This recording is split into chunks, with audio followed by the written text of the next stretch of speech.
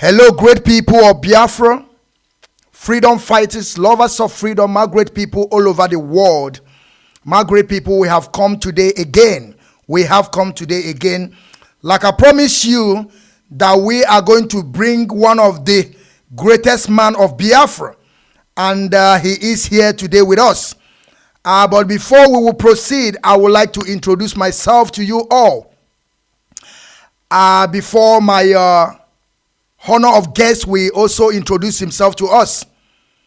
Before I will start, I want you people to understand that we are in Ipob Rapture Media under the leadership of Mazi Nnamdi Kanu. Under the leadership of Mazi Nnamdi Kanu, like I always tell my people, DOS is the highest office and Mazi Nnamdi Kanu is the highest commander. And Ipob is our family. I still remain the Biafran child in Wachineke Mazo Kechukwu. I am from Ihala in Anambra in Biafra land. I am under chain of command. My great people, we would like the man to introduce himself to you all before we will proceed on this issue of today. Because like I always tell my people, if we allow the foreigners to tell our story, they will keep on lying to us. This is what we are doing today. We want to tell our stories by ourselves. Mazi, I want you to unmute yourself and introduce yourself to people before we start. Thank you, Mazi. Now you can open your mic, Mazi. Thank you.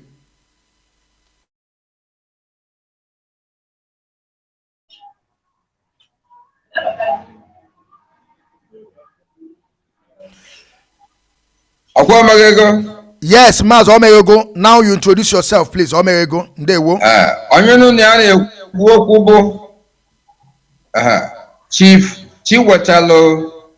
CHINWETALU AGU onye Igbo nọ na NollyWood mego film karịa onye ọbụla dị ndụ n'ụwa. Onye ọbụla dị ndụ n'ụwa ma ndị ọcha.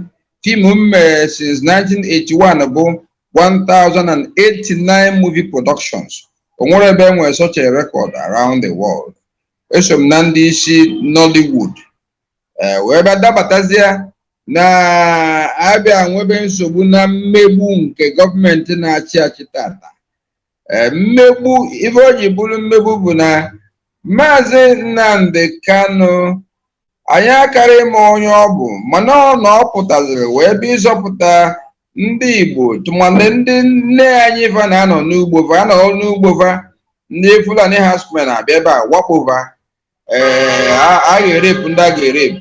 A ga-analụ ndị ụfọdụ ihe na-akọ maka na mere elozoro nwaanyị na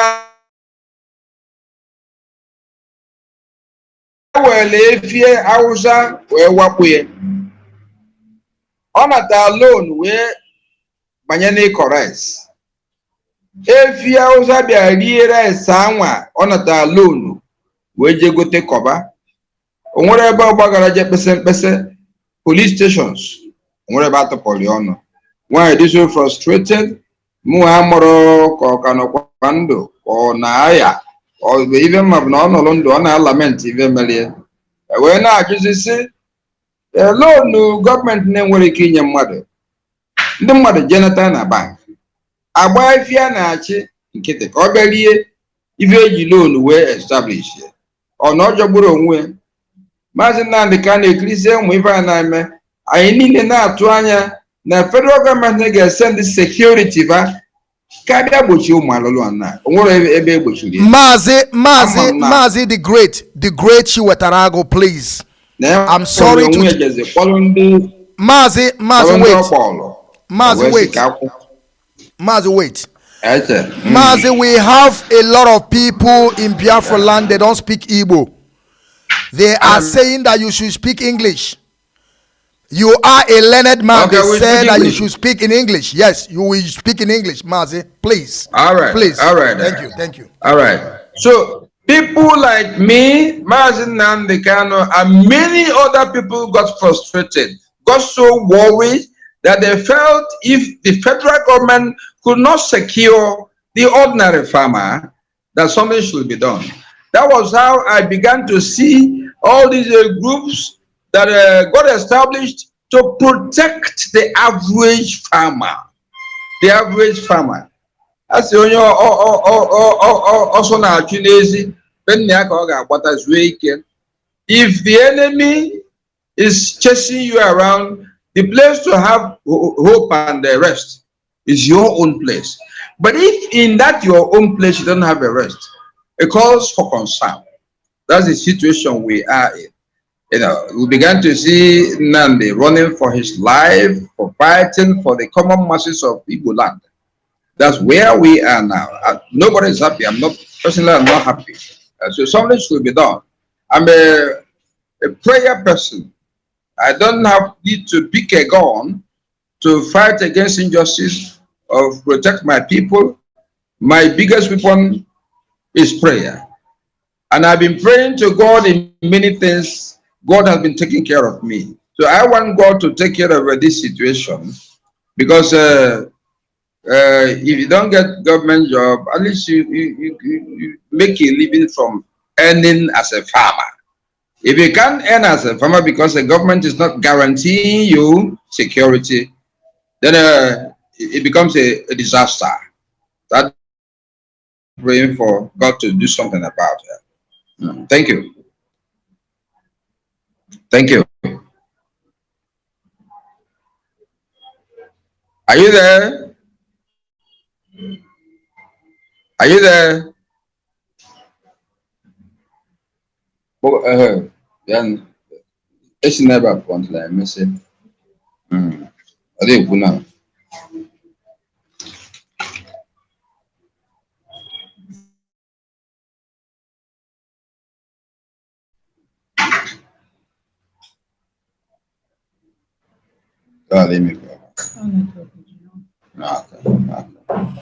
Mazi, we are listening to you. Mazi, we are listening to you. We are listening to you. It does not matter. Now, Mazi, Okay. this is the work of Facebook.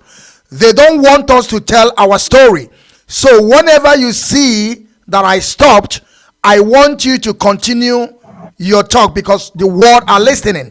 And I also want to use this opportunity to tell our audience that this video today, this broadcast today, we are streaming it on Facebook, on Twitter, on YouTube, and Instagram, and other platform that is available to us. I want our people to share this video because the great CHINWETALU AGU, he is a great man indeed. He's telling us our story. He's telling us what we want to hear. But Mazi, the great CHINWETALU AGU, you have told us who you are, that you are a movie producer and also a movie writer, and you have done a lot of movies. But Mazi, I want to go on this issue this time around because we want to learn a lot of things from you. Why we bring you here is because we want to learn. Because some of our people, there's a lot of gullible people in our land. And because you have that knowledge and you have that capacity to teach us, we see you as a lecturer. That is why we bring you here today. Now we want to go into what motivates you, because we can see, like, let me say 4 years ago, we never see you in this kind of what motivates? Yes, we're having a problem with his connection. What motivates me to do what? Yeah, like you know, before, like what I'm saying before, how did you start this Biafran struggle? Because I have heard before that you were part of people that were fighting, or you are helping the soldiers. We want you to start from the grassroots, how you come to this stage you are today, because today you have made yourself known where you stand. Mazi, the floor is yours. The great CHINWETALU AGU, the great. I was 12 years during the Civil War. We ran as refugees to Olu, and the job I found for myself, but I found the job with a colleague of the same age, was to cook for Biafran soldiers in Army Igbo Hospital, Olu. The assignment was just cooking yam. In peeling yam, We will not be harsh on the skin. We will cut off the back with flesh. So the kitchen will cook the major flesh. Then we will carry the back of the yam to our refugee camp in Olo. Then carefully and painstakingly remove the skin, remaining the other flesh. The other flesh was now left for consumption because our family had the last boy born on Biafran Day, 1967, Job. So we were always reserving the other flesh of the yam for Job, very tender at that age, and then we would throw away the skin of the yam, you know. So I was part of the service to Biafra in Amibo Hospital. God was great and kind to us. We managed. We didn't get further disaster until the war ended. Then we went back to various villages and towns, Nanibo, you know. So I didn't do beyond this service to Biafran soldiers. A good thing, war ended the way it was ended.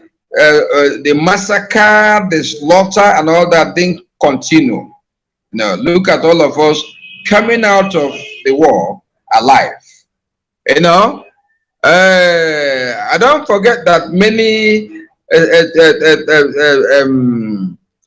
glories were achieved during the war, like the Ubuni within was the ingenuity God gave us that we were able to use to manufacture Ubuni.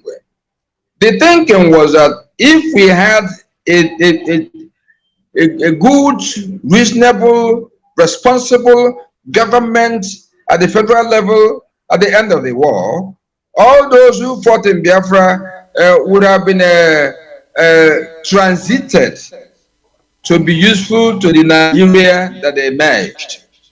But it didn't happen that way. Segregation, subjugation, inequality continued until I know it was a time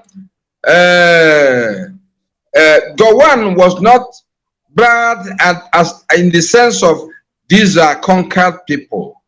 You know, amenities were shared at a ratio that was manageable until Shehu Shagari came on board and they benevolently picked an Igbo man, Dr. Alex Ekweme, to be his vice. Things were going on. But the memory of you are the conquered or the victor, the vanquished, it didn't arise. You know, Igbos were treated in their form before the Civil War. Shehu Shagari gave us honor. Yes. And but we were sure at that time that his people, especially the armed forces from the north, were not happy that Shehu Shagari reduced everybody to equal status. Things were going on well until Muhammad Buhari struck in 1983 when there was MPN. You know, it didn't take time before bad governance began to trickle in again. Like, you know, when Fela and Nikolakbo Kitu was arrested because he returned abroad after performing in some shows with foreign currency. But at the same time, Fela was arrested for foreign currency. I know there was this son of an emir from the north with the foreign currency. He was not arrested. Instead, he was smuggled, you know, to safety.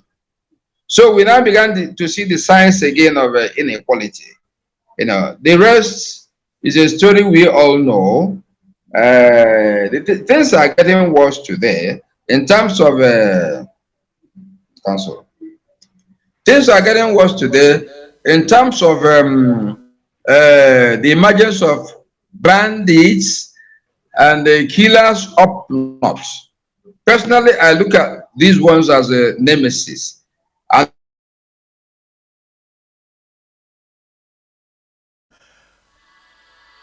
That I nemesis wakes up. Yeah, I'm hearing you.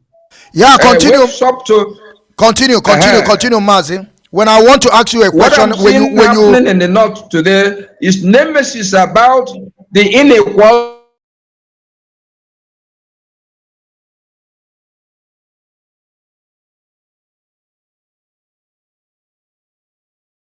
Nnamdi Kanu is held up for a long time now. You can see how Sunday Iboho is held up for a long time now. You can see how even Christians in federal government are singled out for punishment, for instance, when there is corruption.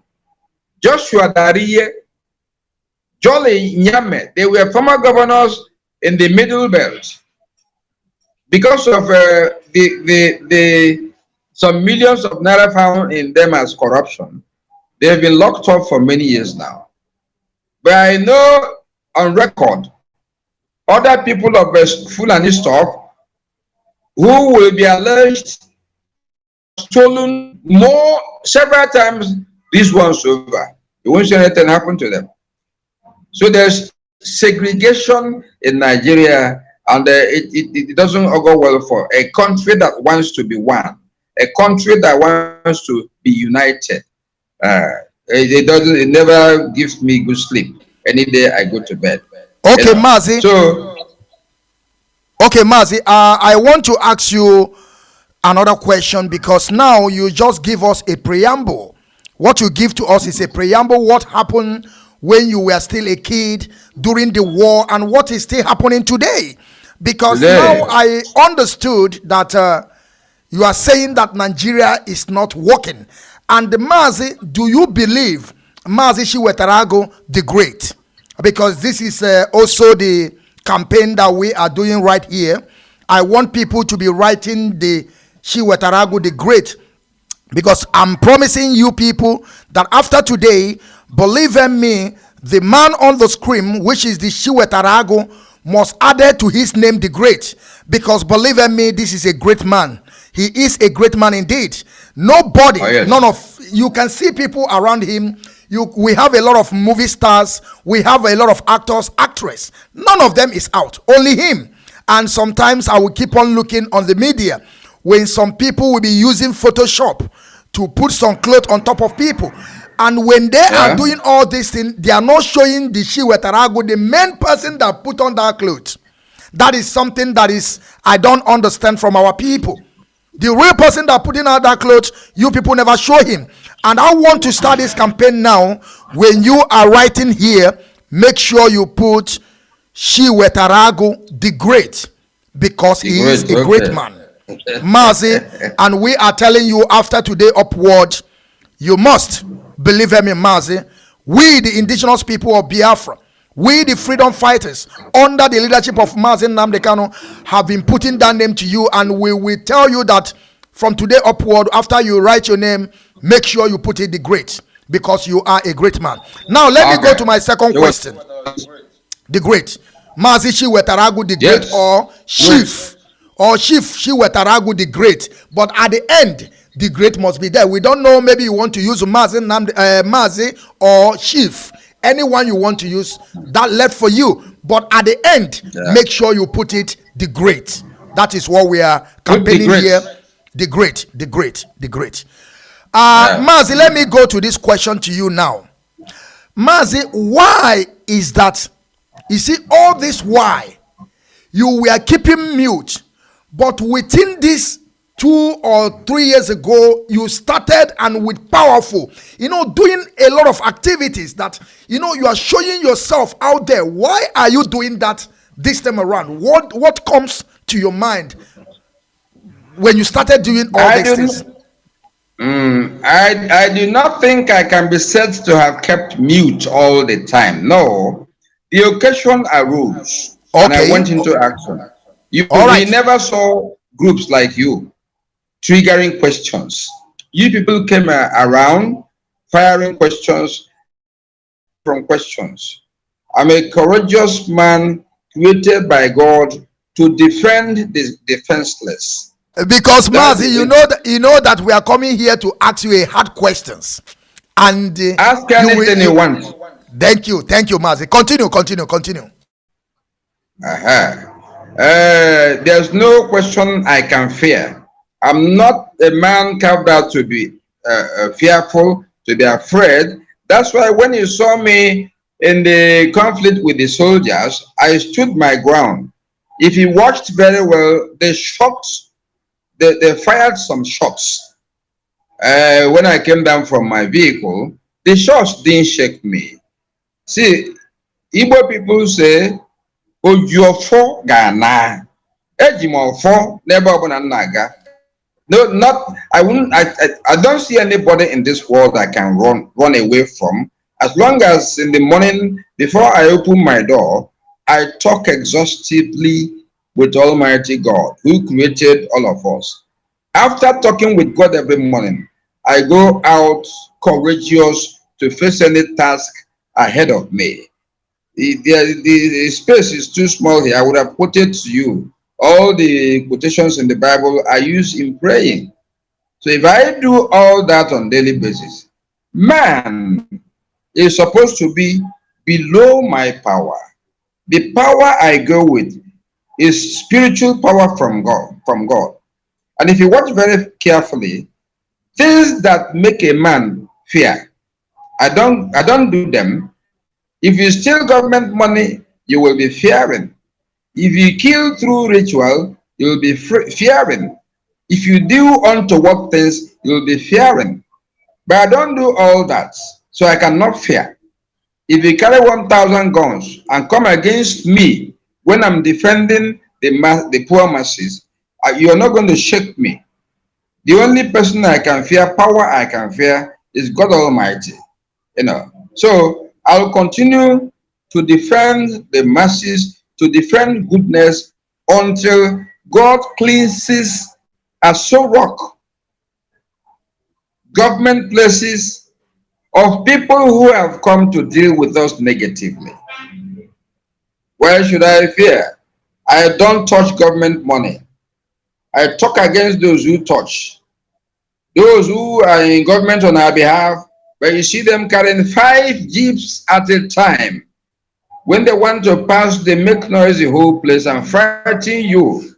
With the resources of government in your care, you should have used for the sake of the masses.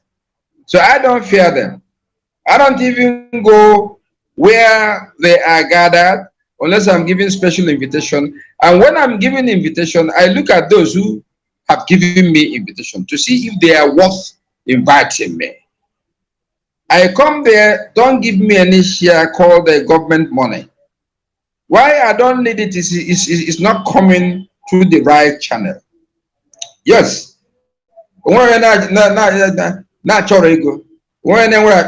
Everybody itches to get money, but not the one meant for a purpose by God and the people. Everybody in government today was elected by the people. But once they enter that government house, they close the doors against all those who have elected them. You don't expect me to have any camaraderie with such people, to have any good relationship with them.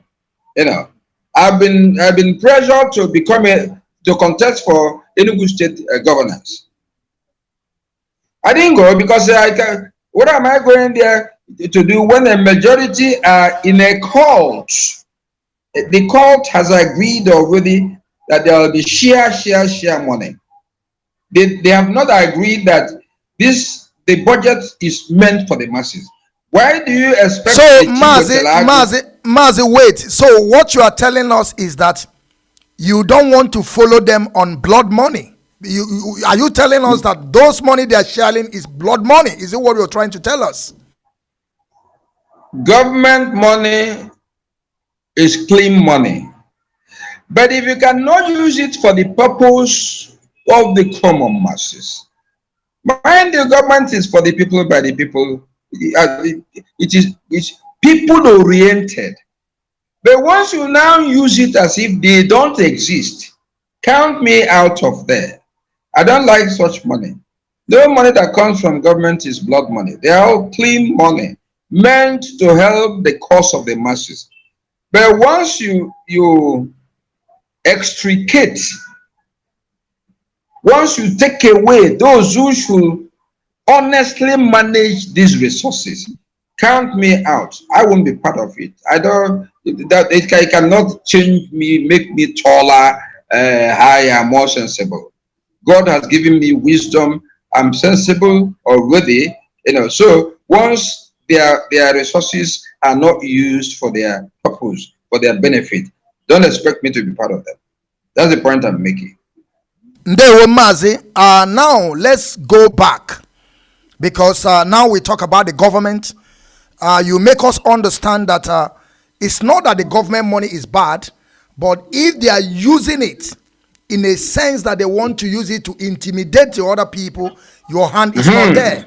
This is it. We understand. That is why we say that you are a great man and you have that intelligence to lecture us. Okay? Yes. And that is the reason why we bring you here, so that you can be Good. able to lecture us. And we Good. are listening. We the student of Mazi Nnamdi Kanu, we are listening. But Mazi, I want to come to this question now. The great Mazi CHINWETALU AGU, the great. I will keep on mentioning that great because you are a great man indeed. There is no two ways about it. Even though the air by themselves, they can witness that you are a great man, because what you are doing today in land of Biafra, none of them have done that. None, only you. But Mazi, the great, we want to go back again. What really happened? Because that day we saw that video, that was not arrest. They just No. It wasn't arrest. The way they just Shows it's like their a power. kidnap. It's like a kidnap and soldier power, and all this kind of a thing. And we begin to understand that you are somebody that is a movie actor, you are a producer, you are a writer, you have director, you have been in different movies. I don't know Since why 1981. Since 1981. Mazi, I don't know how many years I was by then. Yes, I was already born, but I don't know how many years. I'm still a kid. I can by then. Believe me, Mazi the great. We want to ask you what really happened that day that they kidnapped you. I don't know what to call it. You will explain to us if it's arrest or they just bundle you, because I see it as a bundle, because they grab you, your leg, they lift your feet. You were up. So you will explain to us, is it arrest? I tell you this. Yes. And what really happened that day? What happened when they came to you? I finished shooting a movie in Asaba. Then I drove to Opiweka, dropped somebody. As I was dropping somebody, people gathered to beg. I saw sullen faces, people who were not happy. And the major problem was hunger. In my benevolent nature, I give now and then. I don't select times to give. I give now and then. I took everybody to the woman selling bread and started buying for them 400 naira worth of bread. And I was sharing by myself, because if I had bought a quantity to say, share these people, me, I know that in this Nigeria, nobody does such as an assignment honestly. So I stood there sharing by myself. 400 naira worth of bread got exhausted. I told the madam of the bread, bring us 800 naira, because that was the one left now. I started sharing 800 naira worth. By the time I didn't even know I had bought bread worth more than 10,000 naira. When these soldiers of very low rank landed, so in fact they used their gun to scare people away. I had gunshots, but I wasn't shaking. Like I told you, only your father to he who has a clean heart, a clean mind, cannot just get frightened like that. And so I was watching them as guns were going here and there, but I didn't run.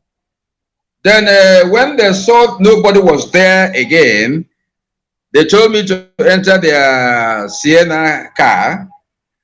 My question was, what did I do? What offense did I commit?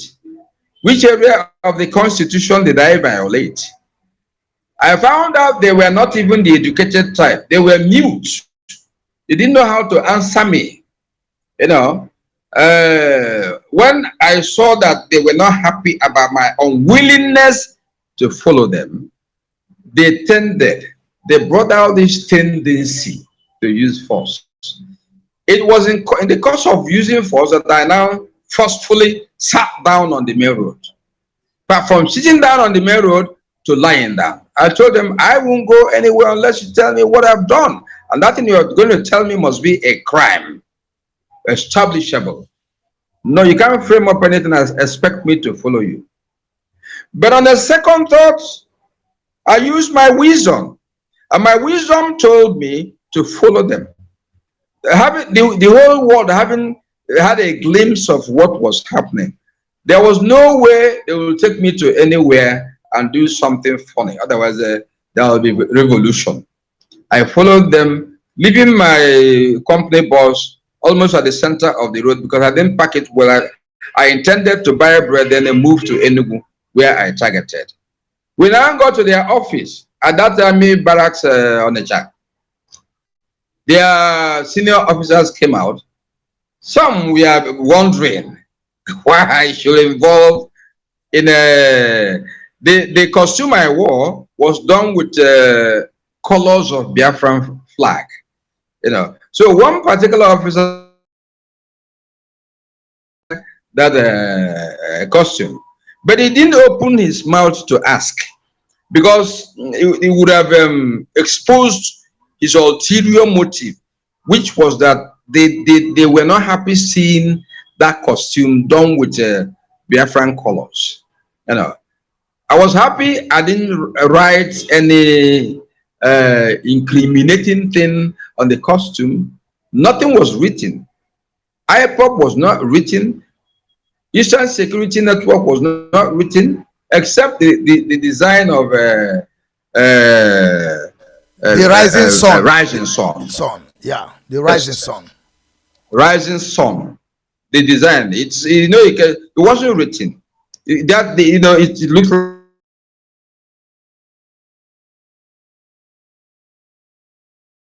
So I didn't mind calculations the senior officer was doing. All I was happy about was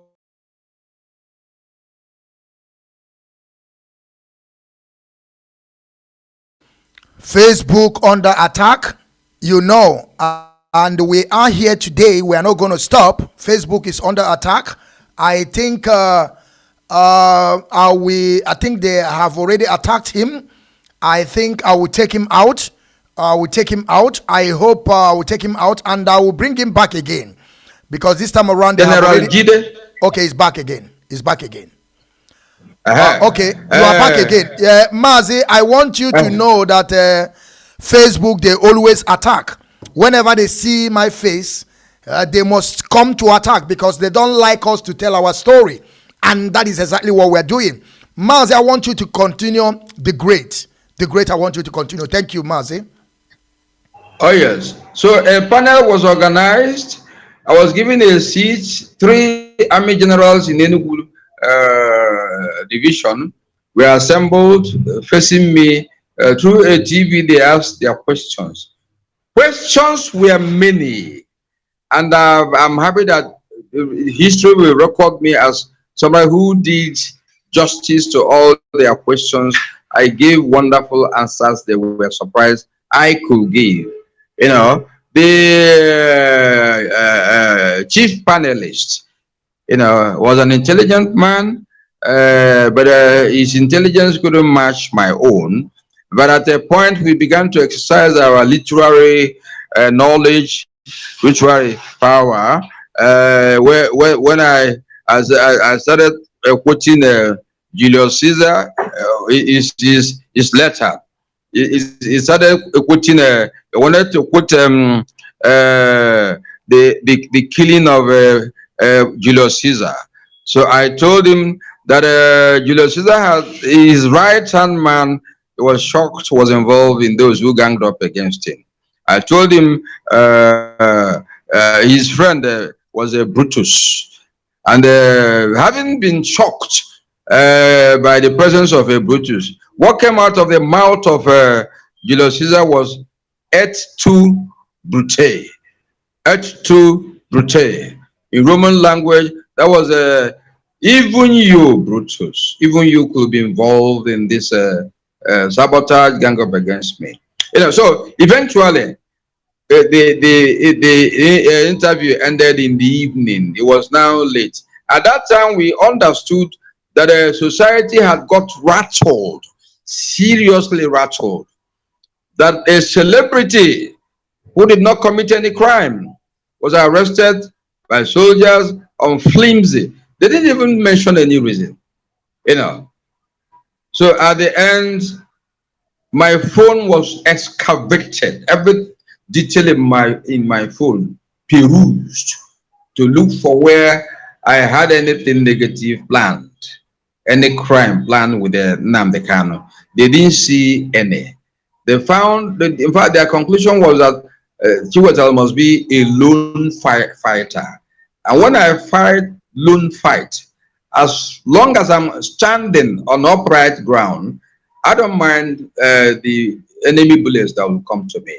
All I know is that in such a situation, even now till tomorrow, I will always survive, because I cannot open my door any morning without calling on God, Daddy in heaven, I'm going out. Take good care of me. So eventually, nothing incriminating was found against me. I was now delegated to one of them, General Jide, to take care of where I will sleep and what I will eat. I was in this disease of ulcer and diabetes. So Jide made sure he got a woman, I think a professional cook, who cooked for me. Jide arranged a well air-conditioned room for me to sleep. So the following day, the atmosphere was charged. People, civilians, security people, people in uniform, they got rattled that a celebrity was arrested. So he now brought a camera to give an international interview. Excuse Mazi, the CHINWETALU AGU, the great man. Mazi, I want to ask you, does it mean that those people don't know that you are an actor? Does it mean they don't know, or they just ignore it? Because you are a kind of person that whenever even though if they close my eyes, I'm going somewhere, anything that I will straight away identify who you are. Does it mean that they don't know who you are, or they just ignore? They are ignorant. Everybody knew. Everybody knew. But the thing I got to know after the whole brouhaha, I think going to 2 weeks after, was that there was an APC man, I did not verify, an APC man who felt that if I was not, as they said, he called the soldiers, that if I was not handled the way I was in Onitsha, because everybody who saw the costume I wore had already given his or her mind to the cause of Biafra, and that if care was not taken, that there would have been revolution in Onitsha to attack anybody who was against Nnamdi Kanu, who was against Ipob, against Eastern security and all that. So that was what they nipped in the bud. They all knew CHINWETALU was around. It's my usual area. Each time I pass up Iweka, I buy things for the common masses. So they knew. That's not the issue. They knew. They knew. They knew it was me, but they didn't want the costume you can call Biafra to come and weigh against all those who were not in support of Biafra. That was what they were trying to avoid. That costume was too negative a signal to them. Okay, Mazi. But I can see also in that contraption, because we call it contraption. We call it contraption. is something that Nigeria is not working, and Nigeria can never work. But Mazi, what I want to ask you now, this is my question to you now. What I want to ask you now is, because when you wear that clothes that you wear that has a Biafran flag on it, we also know in that descent contraption there's people wearing American flag, Ghana flag, different British flag, and nothing happened to them. Mazi, do you think they are afraid that they don't want Biafra to come? And also, I want to ask you, do you think that the way we are looking that contraption today, do you think that that contraption can work? Do you think? You know, you are an intelligent person and a wise man, and you have that capacity, and with your age, you know things more than I do. I don't lie about it. You are educated more than I do. I have to tell you this. Because you see, we, the Biafran people, we always tell people who we are. I want to ask you, do you think that that contraption can work? Or do you think division, disintegration is the best way to go? Mazi, the question is yours. Why the contraption will create many problems is that one would have thought that at the entry of President Buhari in 2015, he would have started to mend fences, to ameliorate situation. There was a point last year, I counted 98% of federal positions being given to Fulanis. It's not a way to amend the contraption. The contraption is being rather compounded. So, no, see, the average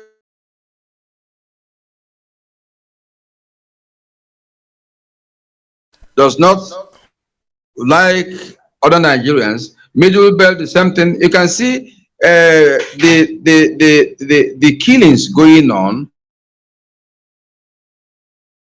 as if we don't have a president, a commander-in-chief.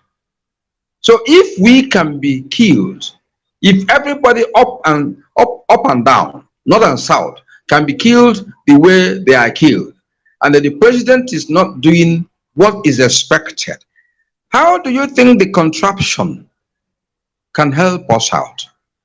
It cannot.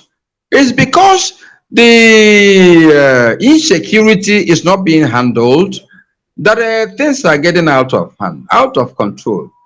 See, when at the initial time, let me say some 2-3 years ago, these things were happening.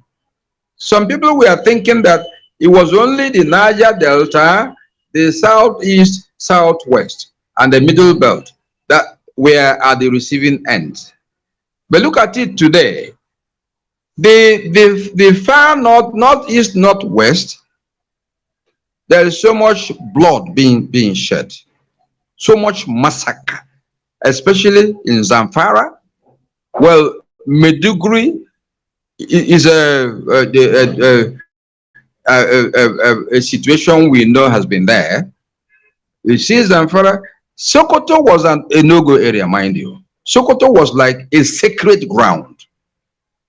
What I hated at that time, some 3-4 years ago, was that someone like a Sultan of Sokoto was always pandering at issues, not picking the courage to go headlong against Buhari, to tell Buhari this was no longer good leadership. It was a rulership. It was like Nebuchadnezzar was at the helm of affairs, or Hitler. But look at it today, the tables have turned, and Sokoto has become a victim. A victim disastrously, just like a Zamfara. So who is losing? It gives me joy that those who call on God always, at the end, will always laugh. So it was thought it was a thing against the Igbos, the Biafrans only, and the Yorubas. But today, those areas are now safer than the far north which used to lord it over all other people. You know, so the thing we must do, you know, to phase out this contraption, because it's taking us nowhere. The way we are going is taking us nowhere. It's taking us to disaster. People like Alhaji Gumi are even joining to lament the situation.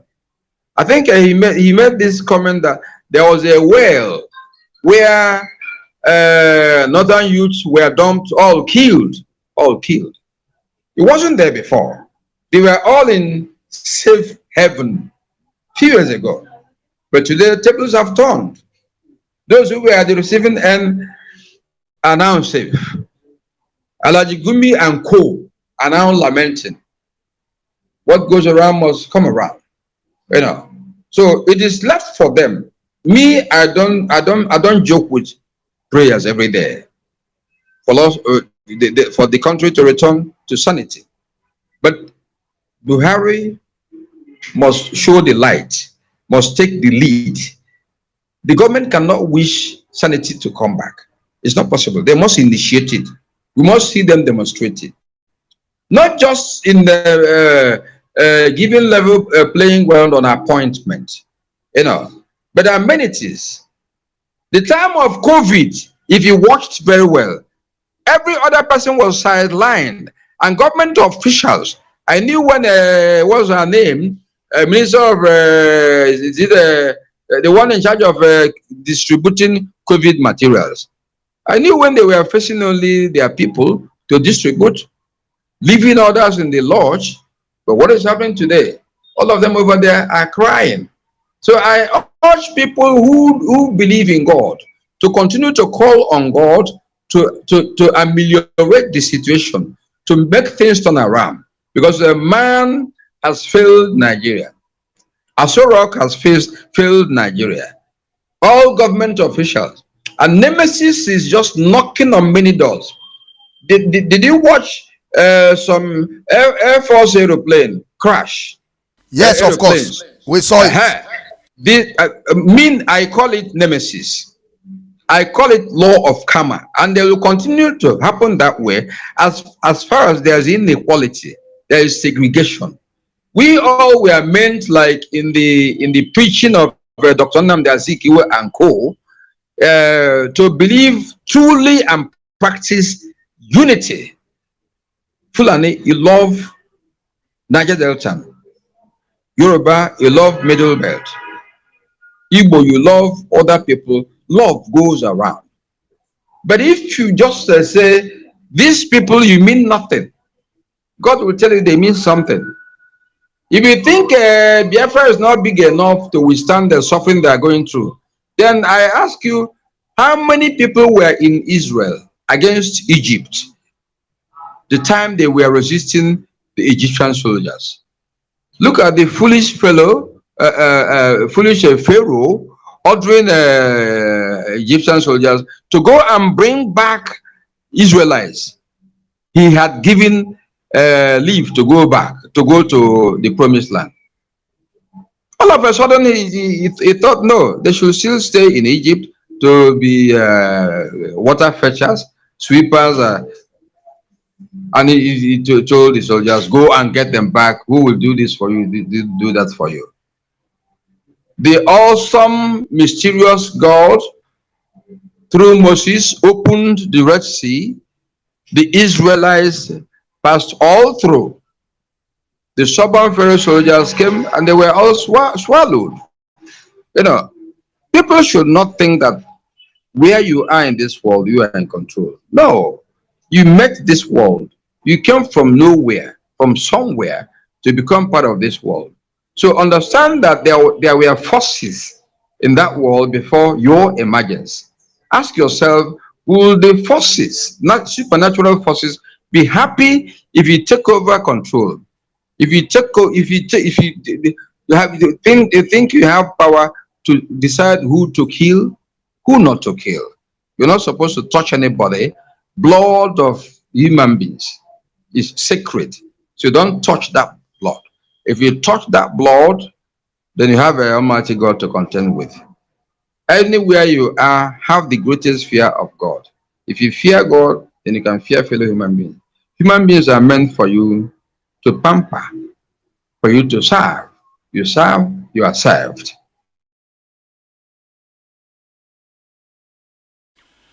Thank you, Mazi. Thank you, Mazi. You still have some problem. Nothing will happen.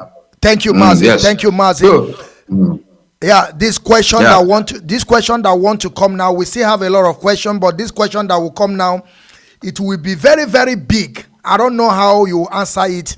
You have promised I'm us equal any question. I'm equal to any question. Thank you. And before I will proceed, I want to make announcement. I want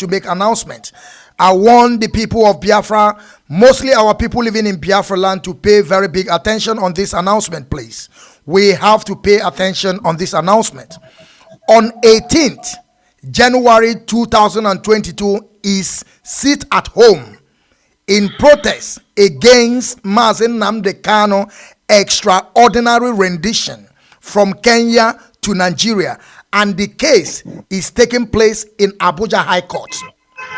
Pay very big attention once again. On 18th January 2022 is sit at home in protest against Mazi Nnamdi Kanu extraordinary rendition from Kenya to Nigeria, and the case is taking place in Abuja High Court. Also be advised that Wednesday and Thursday, which is 19 and 20 January 2022, are not sit at home. Are you people paying attention to what I'm saying? They are not sit at home. Let me continue. Let it be clear, the Abuja State High Court will be forced to postpone the judgment scheduled in Abuja on 19 January 2022. If we lock down on 19 January 22, I want to explain it in simple things so that our people will understand. If we sit at home or we lock Biafra land down, then we find opportunity to postpone the case. Okay? Let's be clear that Abuja State High Court will be forced to postpone the judgment scheduled in Abuja on 19th January 2022 if we lock down on 19 January 2022. We cannot afford it. The IPOB legal team worked very hard to conclude this case quickly and to this stage they are today. Therefore, whether we win or lose on this particular day, any adjournment will be dangerous and serious injury to Mazi Nnamdi Kanu legal team. So in a sense that the leadership have said that only the 18th will be a protest, and that protest will be extraordinary rendition of Mazi Nnamdi Kanu from Kenya to Nigeria. That will be a protest that day, and the protest will be in Abuja High Court. Okay? And the second one, which is because the court will continue 18th, 19th, and 20th. Okay? The first one will be in Abuja. The second one will be in Abia State. Then the leadership is telling us that if we lock down on that 19th, then the zoo called Nigeria will find a way to postpone this case, because we want every case of Mazi Nnamdi Kanu to be settled. We want to hear every commitment as they were targeting Mazi Nnamdi Kanu. We want to hear every case. So every person, every individual living in Biafra land, now I hope you have paid attention that 19th, there is nothing like sit at home, because we want to go and hear the case in Abia State. If we try to sit at home, the government will use it against us to postpone the case, and we don't want this case to be postponed. They have been postponing this case time without number, and we want to know the crime that Mazi Nnamdi Kanu committed by them extraordinary rendition him from Kenya without due process. I hope we are paying attention, because some people are out there ranting, talking all sort of nonsense, saying that we are going to sit at home from 18 to 20. Who is one that telling you that? You never heard it from DOS. You never heard it from the leadership. Who is telling you this? So what I'm trying to tell you people is this: only 19 is a protest, and it will be in High Court Abuja, and 19 and 20, I mean 18th will be in Abuja, 19 and 20 it will be open, because we want to go to court and listen to the case of Mazi and Nnamdi Kanu. We can never give them that way to postpone it. Our legal team, they have worked so hard to make sure they bring all this case together so that we can hear it and know the what they're accusing Mazi and Nnamdi Kanu.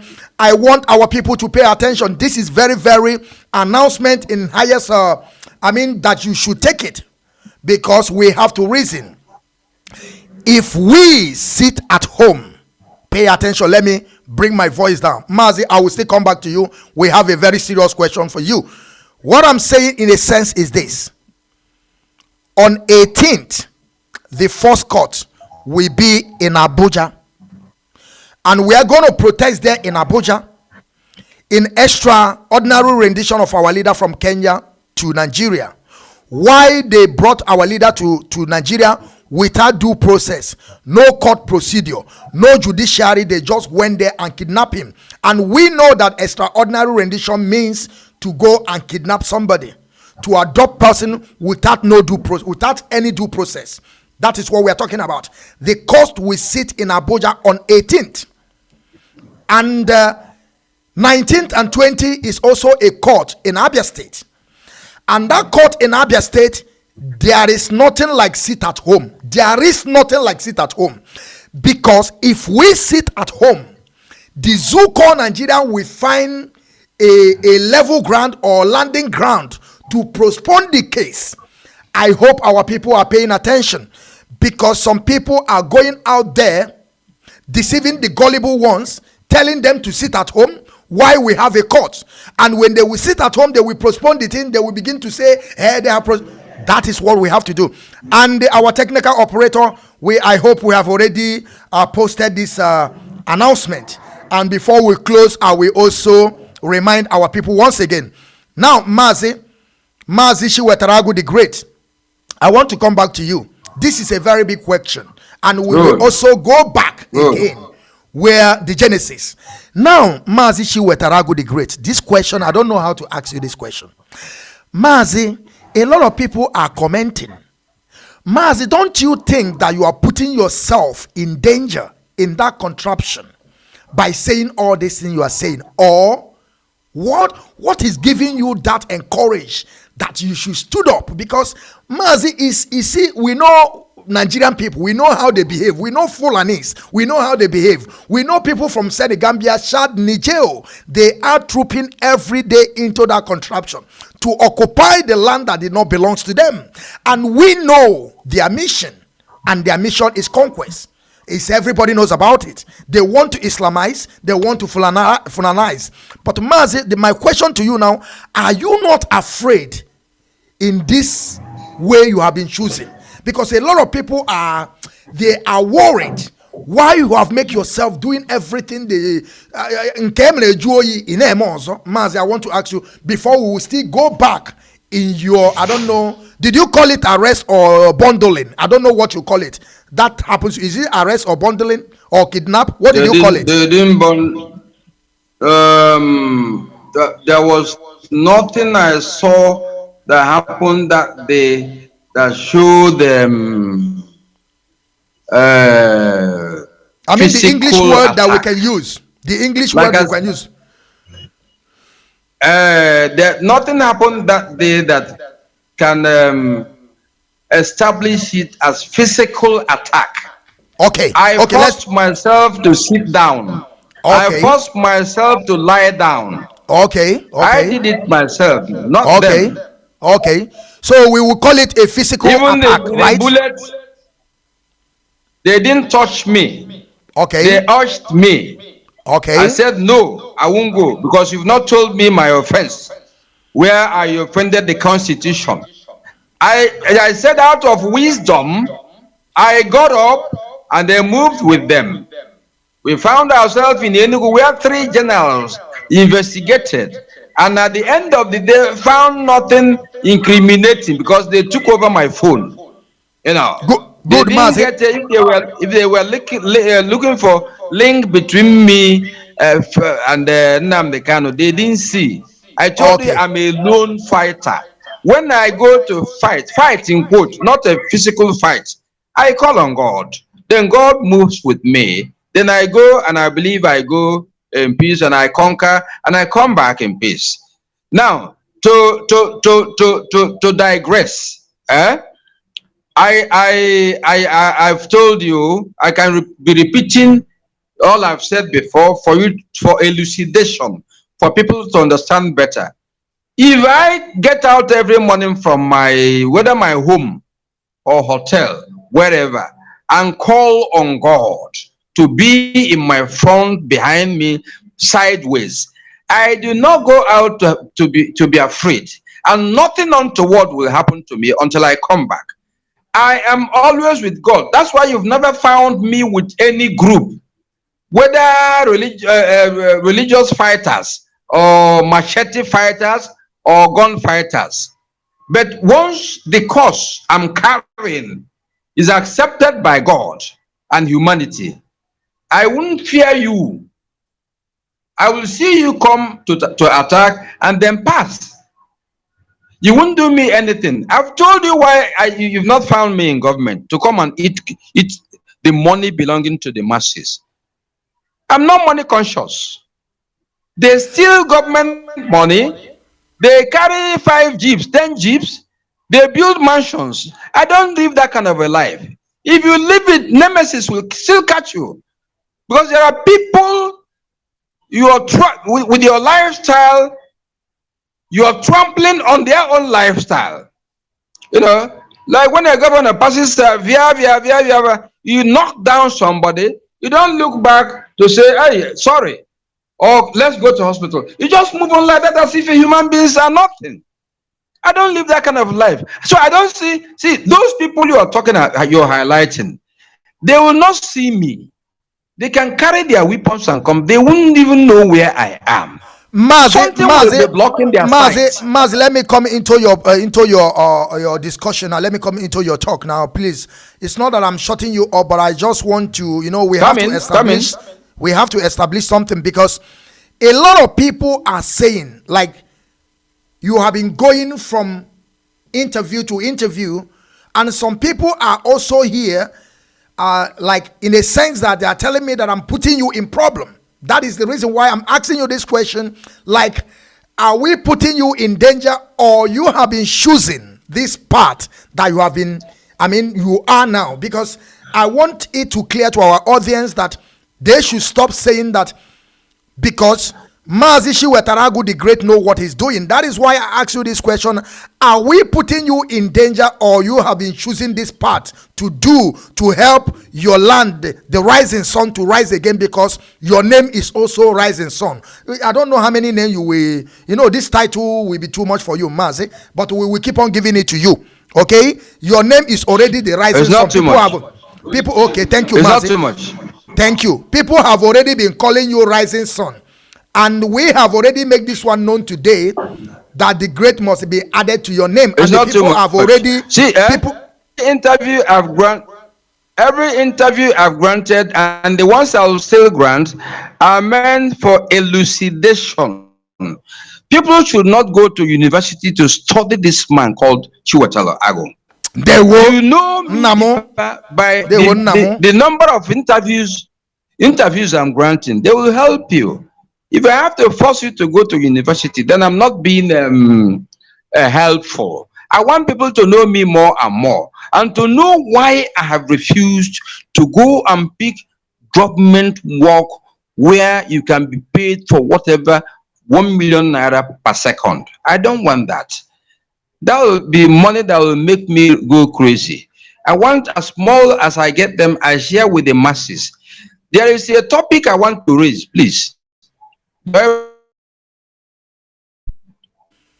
Go on, Mazi. I want to raise in this talk. Go on. The floor is yours. Raise the topic. Do I go on? Yes, the great man. Yes, the great. Yes.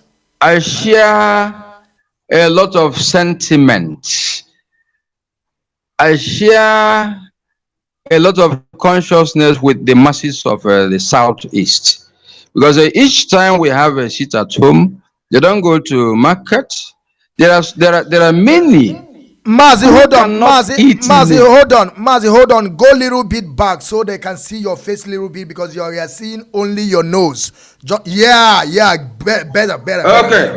They won't.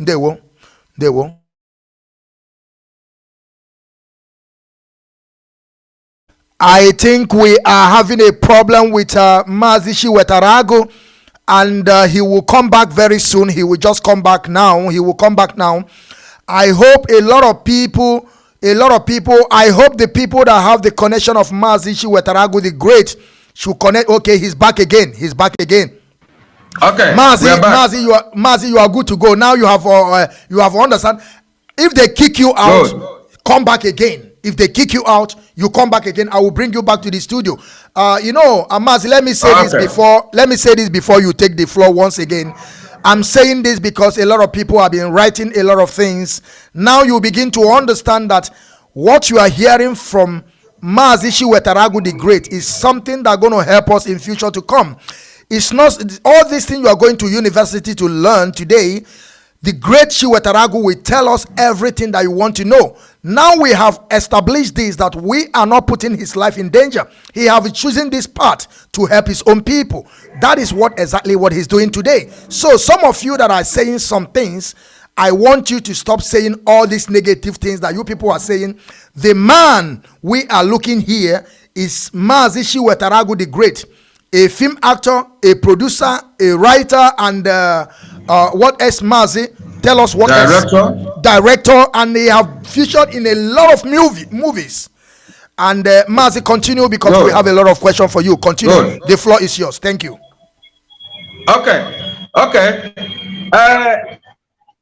I want all these important groups, Ipob, Radio Biafra, Eastern Security Network, to sit together and decide what to do about the masses who are forced to sit at home on every Monday. Daily bread comes when you go to the market, do your business, come home, the little you gain, you used to pay school fees, pay house rent and all that. It's now choking the masses, but they won't say it. So I want to advise Ipob, Eastern Security, Radio Biafra to find a way to keep people busy making their daily bread. Not to have a day in the week people are forced to stay at home, because the government does not pay them.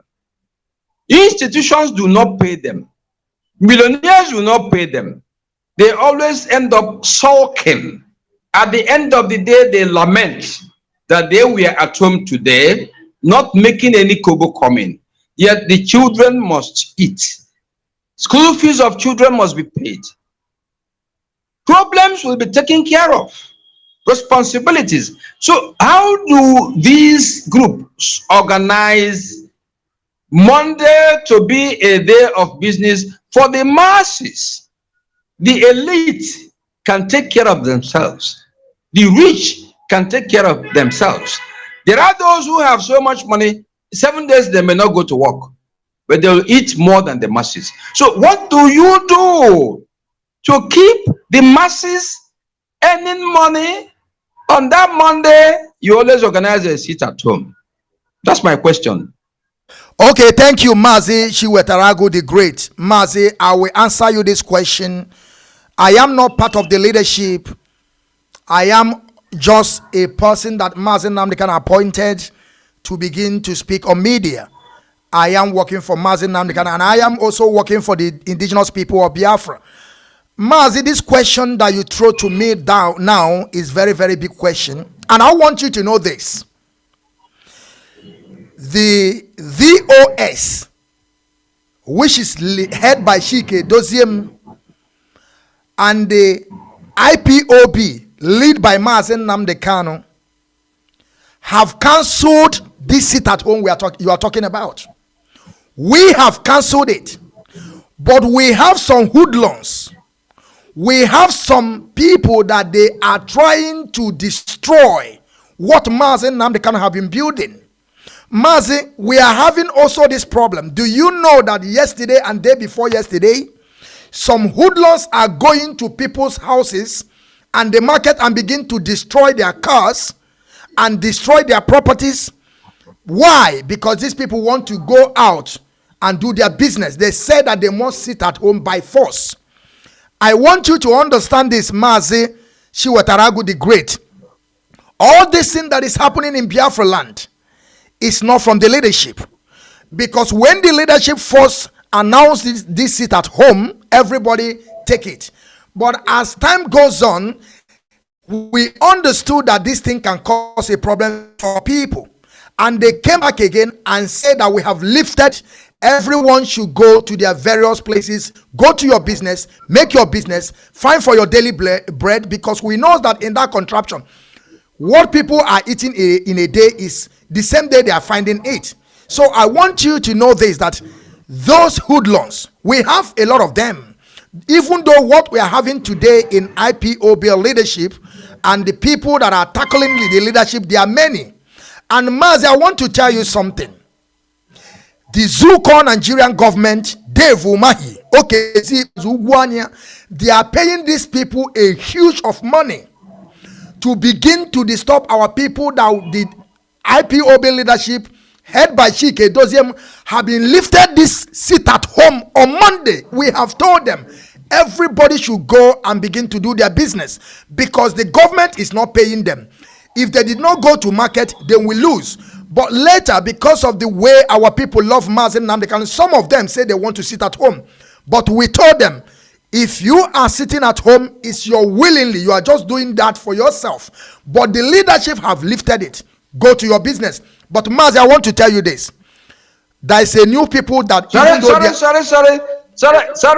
Sorry, before you continue. You mentioned earlier now that some days are still for sit at home. You said it a while ago. Hello? Mazi, no, yes, I'm listening. No, you said it now. Yeah, let me explain to you once again. Maybe you don't get me right. After the adoption of our leader, when our legal team they went to DSS Don John to see our leader, they did not accept that our legal team will see our leader.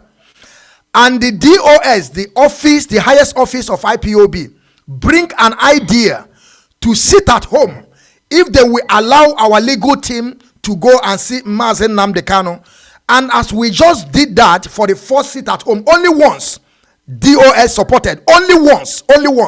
And what we planned happened.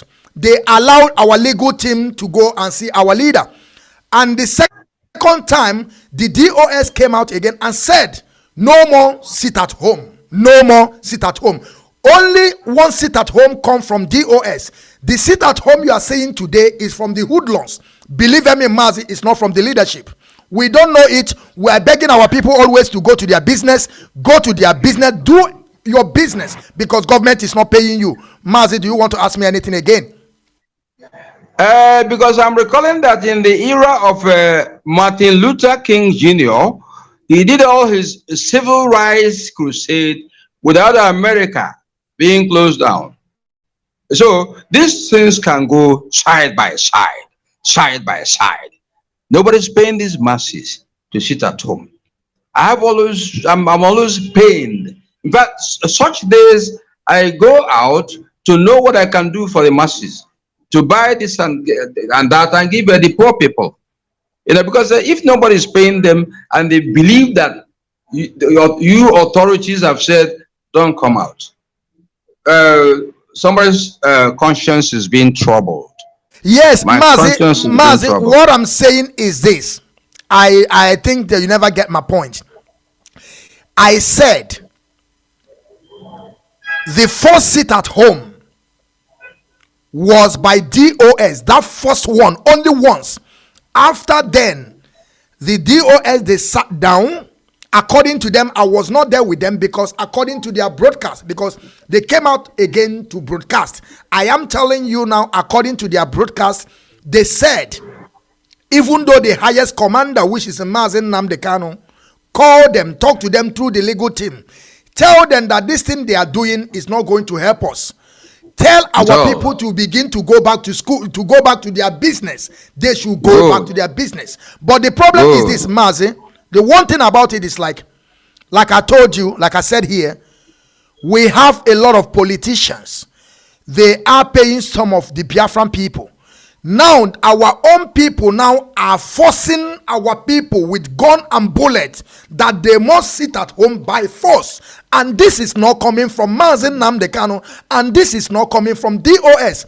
They are doing all this thing because they want to destroy this struggle. They want them to tag IPOB internationally as a what they call it, terrorist organization. I want you to know that this tagging of IPOB terrorist organization is only now in Nigeria. That is why you see we are moving freely in international communities everywhere we are, because the world never tagged IPOB. And what these people are planning now is because Mazi Nnamdi Kanu is in prison. They want to continue these beats of Fulani by disturbing our people, killing our people, so that they will tag all this in and find a place to put allegation on Mazi Nnamdi Kanu. And we have told them child without number that all this order they are saying is not coming from Mazi Nnamdi Kanu. Sitting at home now is not from Mazi Nnamdi Kanu. That is why you see announcement that I just made. Some people who lost again, they have came out again and said that 18, 19, 20 is sit at home. This thing that I said is not from DOS. DOS never tell anybody to sit at home, but these people are forcing our people. Mazi, do you know that these people have getting to some of our people by paying our people, by even though placing themselves on salary? Counter directive. Yes, they give counter directive like Friday, Saturday, Sunday before the Monday. Thank you, Mazi. They are the people. They are the people, Mazi. And with your picture, with your photographs, with the Mazi Nnamdi Kanu photograph, with the flags of Nigeria, with the flag of Biafra, with the Mazi Nnamdi Kanu broadcast. That is where our people are getting confused. Our people are getting confused because all these people, they are using everything that I'm using, calling Mazi Nnamdi Kanu as their leader. But Mazi, I want you to put this thing, to have this thing in your mind. Should be in case if you go out tomorrow. Tell our people that they should continue going to their business every Monday till weekend. They should start going. Nobody stop them to go. Nobody. DOS did not stop them. Mazi Nnamdi Kanu did not stop them. It's the hoodlums. Do you also and we will get them. We will get them. Video, Mazi will get them. Video counter directive. Video. We see you people talking, giving counter directives. It's important. It's important. Okay. So this is the issue now. Do you want to ask me a question again, or I should continue asking you a question because I have a lot of questions? Yeah. All hands on deck. Okay. Hands on deck for our people. I met yesterday. Do you know who I met? Tell me. I want to know. Mazi Mbazulike Amechi. I met him. I took a video shot with him in a ceremony. These are veterans of Biafra who are still there. I was happy when I met him. He was so elated meeting me because the costume I was wearing yesterday was written a rising sun, but a different color. Because I've sold that costume many different colors, rising sun. The sun will always rise. Of course, the sun will rise. Is the word the sun will rise. Taught us. So rise in this and said, Mbazulika Mechi, we met yesterday. I was so happy. These are war veterans. So let's get. If we tell God this is what we want, and sincerely and honestly, God will give it to us. Not minding those you are mentioning. Those you are mentioning will phase out before long because their foundation is not of God. Their foundation is nefarious. ill-motivated. Let's join hands. Let's continue to work. Whatever it will cost us. We are working for humanity, for everybody. If everybody, it's not possible to pull around, then we pull our own people, Igbo, we pull them along. But then we are going to conquer with God. We can't conquer with weapons. Yeah. Yes, Mazi, that is exactly what they are doing today. Mazi, I want you to know this. Even though, because of their agenda, Mazi, Mazi the Great, I want you to know this thing that you said, counter order. We already have counter order. And Mazi, I want to tell you this, that they have been getting into to some of our people. They have bribed our people, even though now they are putting our people life in danger by showing their face. The soldiers that we have in our forest fighting against the Fulanis, the invaders that are coming from Senegambia, Chad, and Niger to take over our forest. Now, those counters orders, do you know they bribe some commanders, our commanders, to show the face of our people? Tomorrow, now, the zoo will go there and kill all of them, and then we begin to say IPOB kill them. Mazi, we are facing there's a lot of war. We are facing a lot of war this time around. And I know by the name of Chukwu Okike, because I know Chukwu Okike. Mazi, man,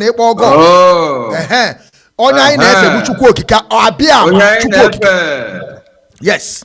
Mazi abumonyo omenani. You know, amahomo ebendi yembo omenani. So ihe mabo Chukwu Okike onye kere ni gbenu wa no nworo onye kere an anofo okwo Chukwu kai na efe. But Mazi, also I will also beg you this, should be in case, because we know that you are a public figure. You are a public figure. We will also, because this question that you asked to me is a very big question. I will also beg you to help us. When you see our people, tell them to be going to their business. Nobody stop them. Not from the leadership, not from Mazi Nnamdi Kanu.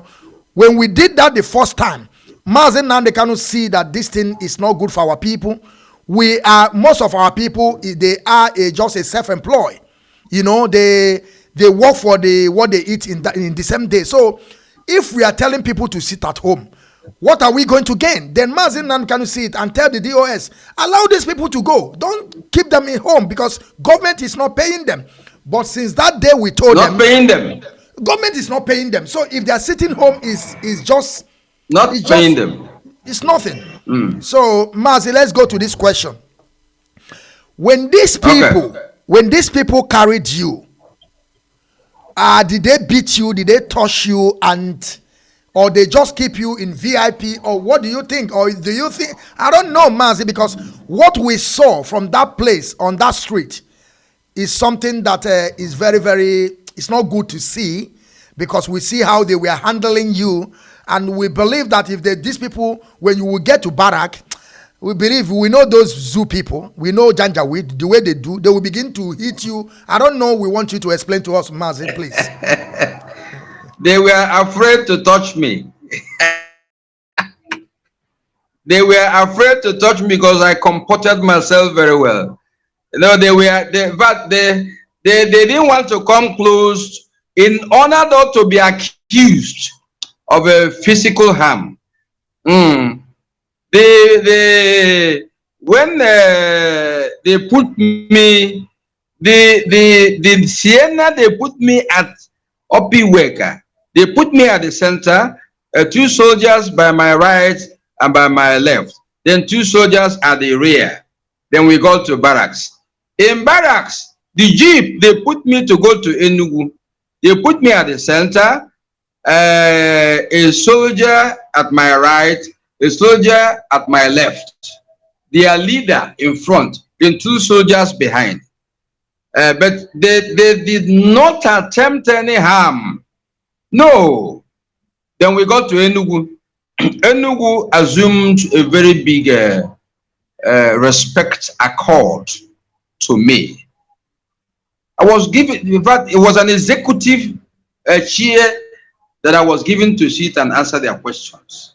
At the marathon interview, they put me in an air-conditioned room whose coldness could cause pneumonia. You know.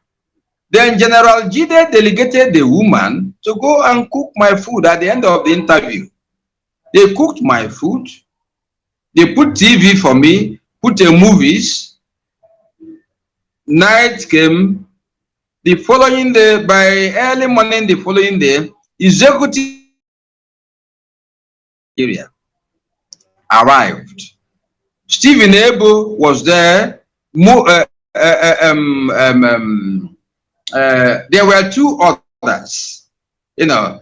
Then when they drove me to Abuja, these executive officers of Actors Guild of Nigeria, Steve Ebo, whether he flew with others to Abuja or he took land, but they now met me in Abuja. By the time I got to Abuja, Mike Ozekome, the senior advocate, had been arranged, and Mike was bombarding the DSS authority in Abuja. Everywhere was shaking. Oh. Mike contacted other senior advocates around, and even one or two foreign lawyers came into the scene. You know, they were all asking me how they will come in. But because of my religious nature, I said, I will crave that we allow God come and take control. Because if I would allow those who have interest, especially who had grudges with the federal government, then they could burn the DSS. They could set it on fire. And there could even be march from DSS Abuja to Asorok. Yes, I felt what was going on. You know. So all these pleas to take this matter through all the court processes, I said no.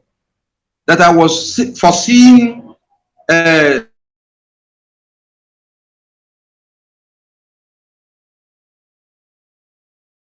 in years, you know, in spite of the tension being created around. The hotel where Actors Guild paid for, traders in Abuja began to trickle in, and then it became an avalanche. When it became an avalanche, I was now offering prayer, let this not go out of control. And it would have gone out of control if I had given a spark, if I had given a negative signal. But I'm not sensational in that kind of area. And no. What would I gain out of that? You know. So lawyers came to show their dexterity, but I was controlling situation. You know. So treatment I was given was commendable. You know. Another, see, I don't think President Buhari ever wished that the masses would go against the security authorities because of me. No, I had a sense of a censor.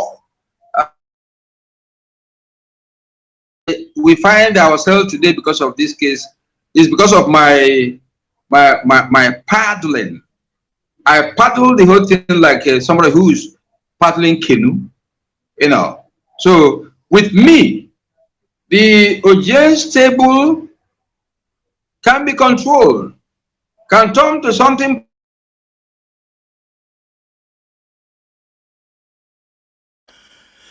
We are having a problem with network. In Eastern Security and the Radio Biafra. What are you doing to stoke the fire? If you stoke fire, God will come on your side. Now, if you quell, but if you inflame, God will leave you to fight for yourself, and that won't be good for you and your opponent. You know. So I believe things will get better. If it doesn't get better, God will know we have tried. See, if we begin to talk to the whole land, then you will know that even it's like Nemesis, where a particular for Fulani herdsmen to help Jonathan win the election. But what Jonathan saw made him to chill, to go for peace. Now, these people were not given the money they were meant to be given. That's why they are still in Nigeria. Otherwise, they should have gone back to the Republic, to Mauritania, and all those places. Even Godwin Emefiele was to be sacked if he had not agreed, to give these people money. But they are still there because that money has not been exhausted being given them. So why should you play into such trap, into such hands? Nigeria has no peace because there are people who have sworn that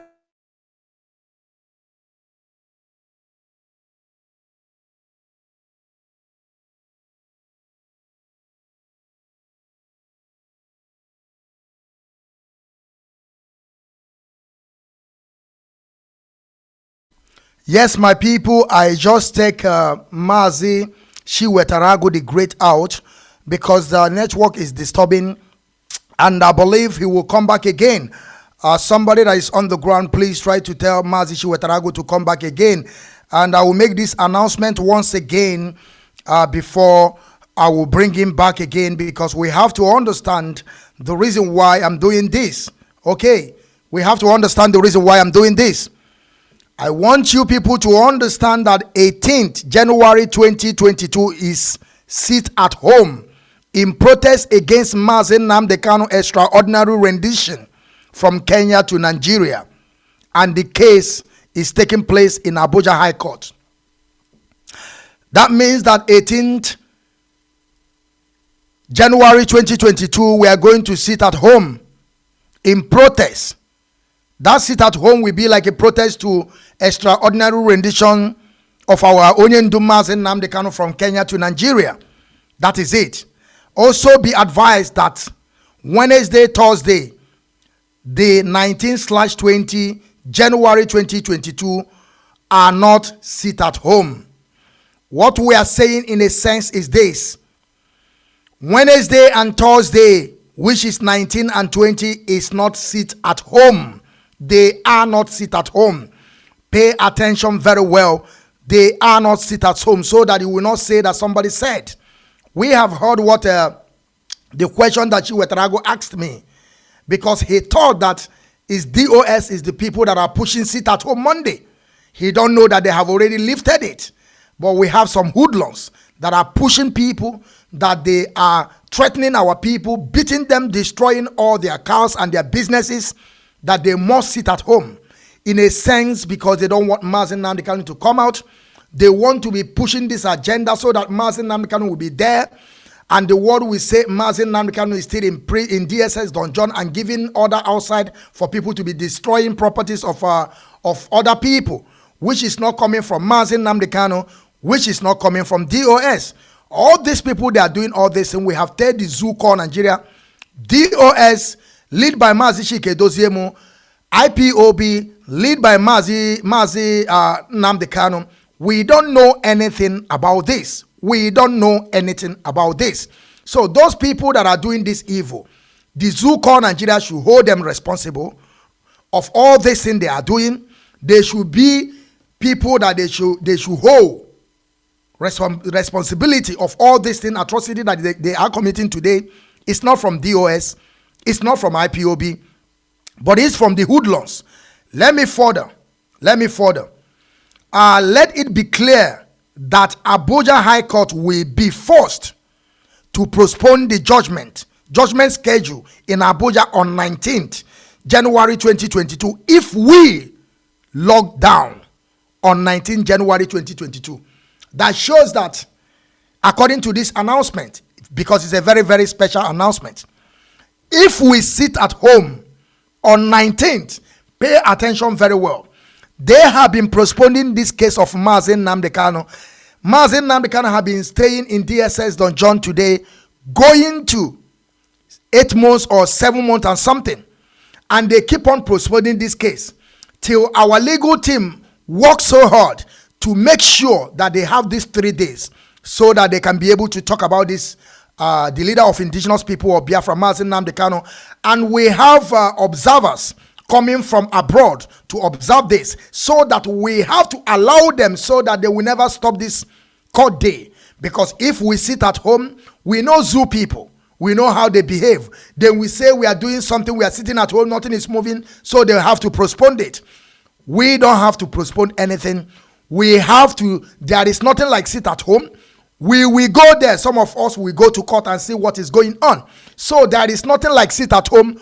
Only on 18th, the court in Abuja,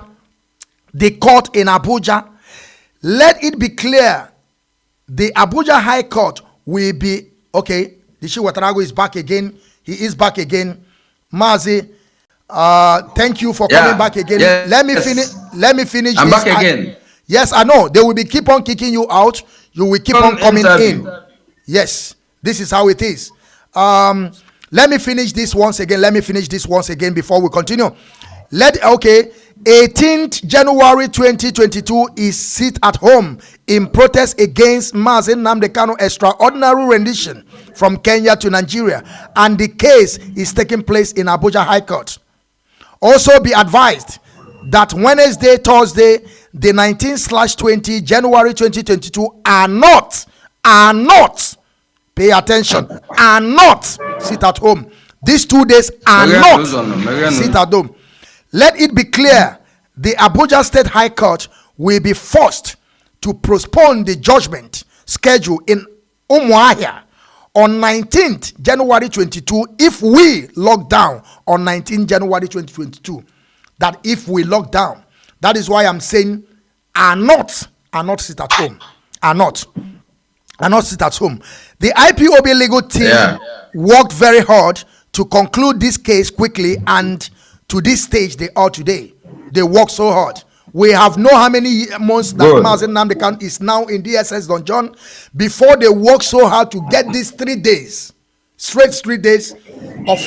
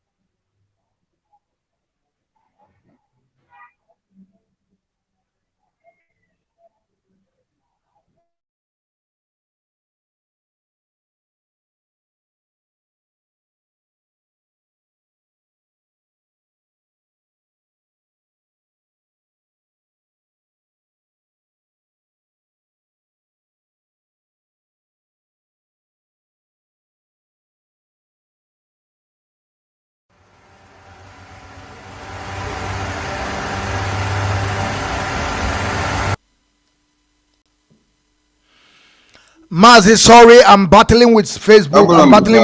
I'm battling with Facebook. They just kicking me out.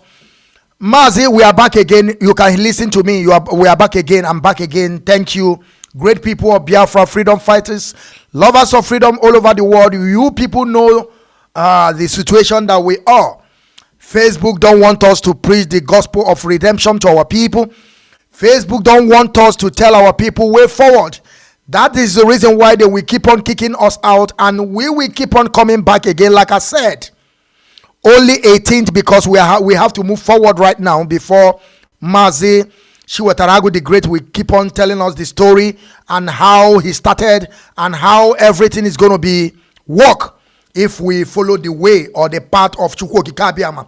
Because he have told us that everything that we are doing, we should put the name of Chukwu Okike Abiama first. That is exactly what we are doing. Chukwu Okike Abiama is first, and the rest are followed. Now, like I said, only 18 is sit at home. 18 is sit at home in protest of extraordinary rendition of our leader. But 19th and 20 is not sit at home, so that we can be able to attend the court in Umuahia. Because if we sit at home, then we close the case, then we'll be forced to close the case and adjourn it. And we don't want that. We want everything to be done so that we will know our fate. Mazi, My question to you now is this.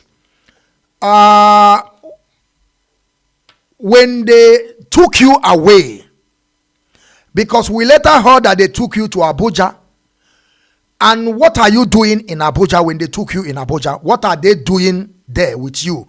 Or are they want to jail you, or what are they? Why you got to Abuja? Why did they took you to Abuja? That is my question now, Mazi. Thank you. I hope you can hear me. Unmute yourself. Unmute yourself again. Unmute yourself. That mic. Unmute it back again.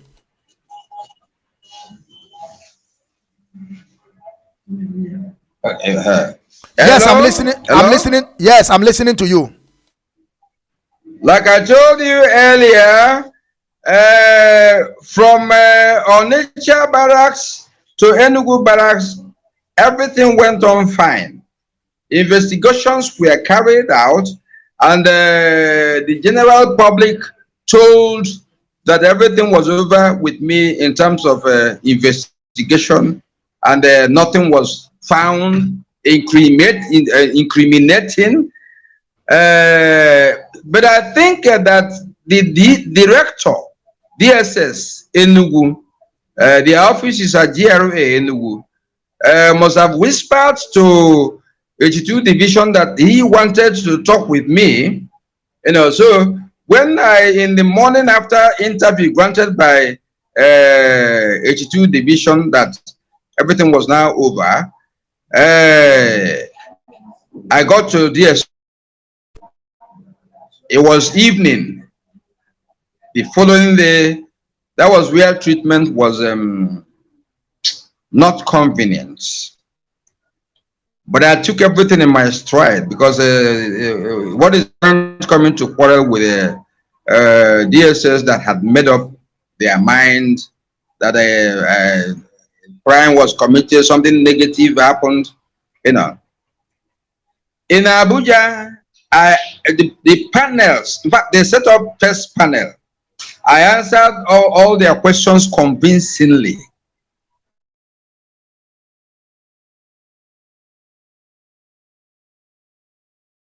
Not happy the thing went on smoothly. They set up another panel that began afresh to ask same questions. Conclusion was drawn. When by the time they got to the third panel, the society, the atmosphere inside and outside became troubling. People who had I was brought there were no longer happy. People would not talk, but you see them being uncomfortable.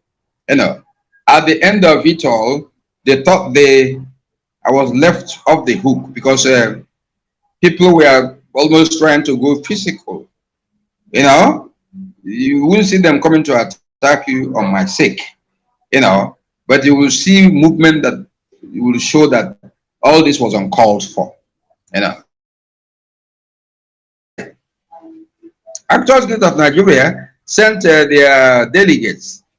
They had organized the legal senior advocates, you know. By the time Mike and Go intervened, Abuja DSS was now ready, you know, to bring a situation under control. It was brought under control, and delegates they sent from Actors Guild of Nigeria Authority now gathered to arrange a flight for me from Abuja to Enugu. But there was no flight because all the flights had been booked. Then we had to charter a Sienna taxi that took us to Enugu. I observed one interesting thing as we were traveling, that in all the routes we passed, there were a lot of grasses left there for cows to eat. And I was asking my colleagues, why were these avalanche of grasses? And the herdsmen were encouraged. Why were these avalanche of grasses in Abuja? And the herdsmen decided to leave all those grasses to come down to east to look for food for their cows, knowing that in the course of doing that, quarrels will be arising on daily basis. That question remains to be answered till tomorrow. So what was very clear was that it was a deliberate move to leave Abuja grasses to come to Southeast to feed your cow. So why should the government of Buhari not take a look at that to confine the cows in Abuja, for example, where the cows will quarrel with nobody in order to eat? Why come to densely populated areas like Southeast, to create confusion? One can summarize it by saying that to make peace in Nigeria is very easy. But to make peace is also very easy. And that this government is not out to make peace. That's the truth. Mazi, I will also comment on that one that you said that when you were... I'm hearing you. When you are going back now to your base, that all the bushes you see green grasses, but the Fulani are not there, no cattle, nothing are there. Mazi, I want you to know that these people, they don't need anything from us. Only what they need is conquest.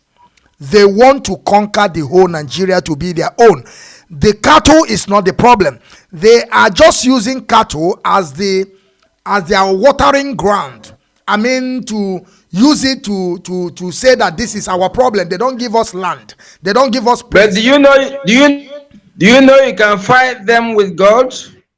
Do you know? Of course, fight them with God. Of course, we believe in Chukwu Okike Abiyama. Of course, that is exactly what we are doing. Did David or Israel defeat them with gun? No. It's by God. Yeah. Pharaoh had large army, well armed. Were they defeated by Israel physically? No. They all were swallowed in the Red Sea. It can happen, it can be repeated. That's the approach I'm adopting. To fight with God as a weapon. Yes. And it's working for me. It's working. Okay, Mazi, a lot of people they also ask a question. Now they took you to DSS in Abuja, because probably that is where our Onyendu Mazi Nnamdi Kanu is. They are asking, did you see Mazi Nnamdi Kanu, or did you heard about him, or are you people, I don't know, just did they tell you if you are around him, or you have you see anything, or you have any feelings at all? That is the question that people are asking. Did you see Mazi Nnamdi Kanu? That is the question. Igbos are also staff in DSS. So from the Igbo people there, I was whispered to that the room where they put me had the one up on top of me occupied by Nnamdi Kanu. But in the first day, second day I came there was tension. But I was going there for the first time in my life. There was tension. So there was not this leverage, this kind of atmosphere that would have warranted me going to relax with Nnamdi Kanu.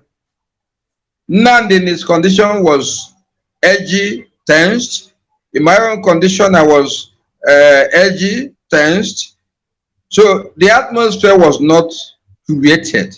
If I had stayed longer, for whatever purpose, I would have sought permission from them to enter Nnamdi's room and say hello to my brother.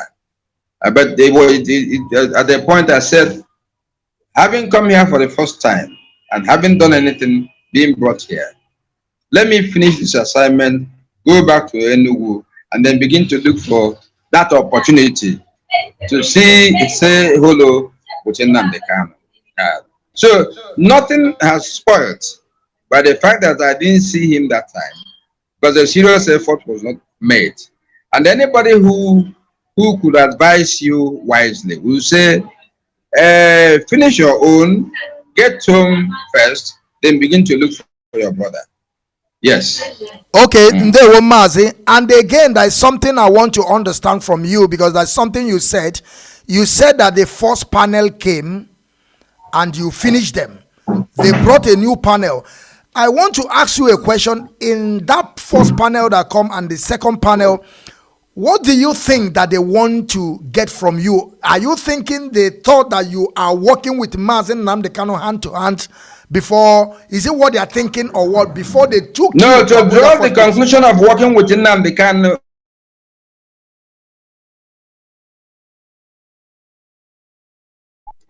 Moment I landed there, they took over my phone to look whether there was connection, legal or whatever, with Nnamdi Kanu. They looked everywhere. They didn't see, you know. So what they were looking for was to while away time, because they had found me a clean CHINWETALU AGU. What they found clean about me, they didn't expect. They thought that somebody who had all the time been bandying Nnamdi's name and castigating those who are making trouble for us, that he must have something concrete in Biafra. You see now. But they looked everywhere, they didn't see. So they got frustrated that this investigation they planned for me, they just started and ended in a flash. Not the thing they were expecting to use to rein me in.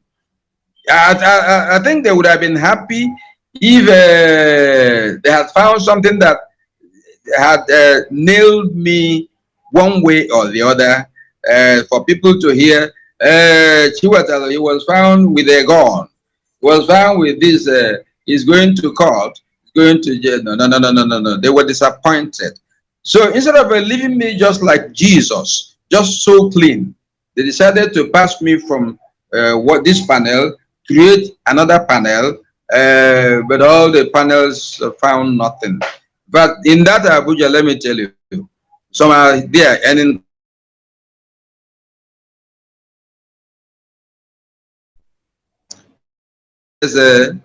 In the DSS Abuja, some were just busy doing nothing, earning government money for nothing. For nothing. And it's a pity for this country. Mazi, that is what we can, that's what we see in contraption. Because we have been saying this, that Nigeria, nobody is a Nigerian. Nobody is a, that is why you see everything in that contraption are moving here and scatter. We are Biafrans, they have Oduduwa. And the Fulani and the Hausa, they should go on their own. That is what we are talking about. Disintegration. But Mazi, there is another question that I want to throw to you. When you were in DSS Don John, what did the NollyWood NollyWood industry, did they assist you in coming out, or did they just abandon you because you are talking about Biafra? This is my question to you. NollyWood did not sleep as I was there. They were kept on toes. I told you, executives of NollyWood came to Army Barracks in Enugu for my sake. Then when they had been taken to Abuja through DSS, they now flew to Abuja for the same process. NollyWood was looking at me as a man they could not live in the lodge. What was paining me was paining NollyWood. And this was a situation of conscience. You didn't do anything, they clamped on you. NollyWood, in fact, they sought the services of gurus in law, like Michael Zekome.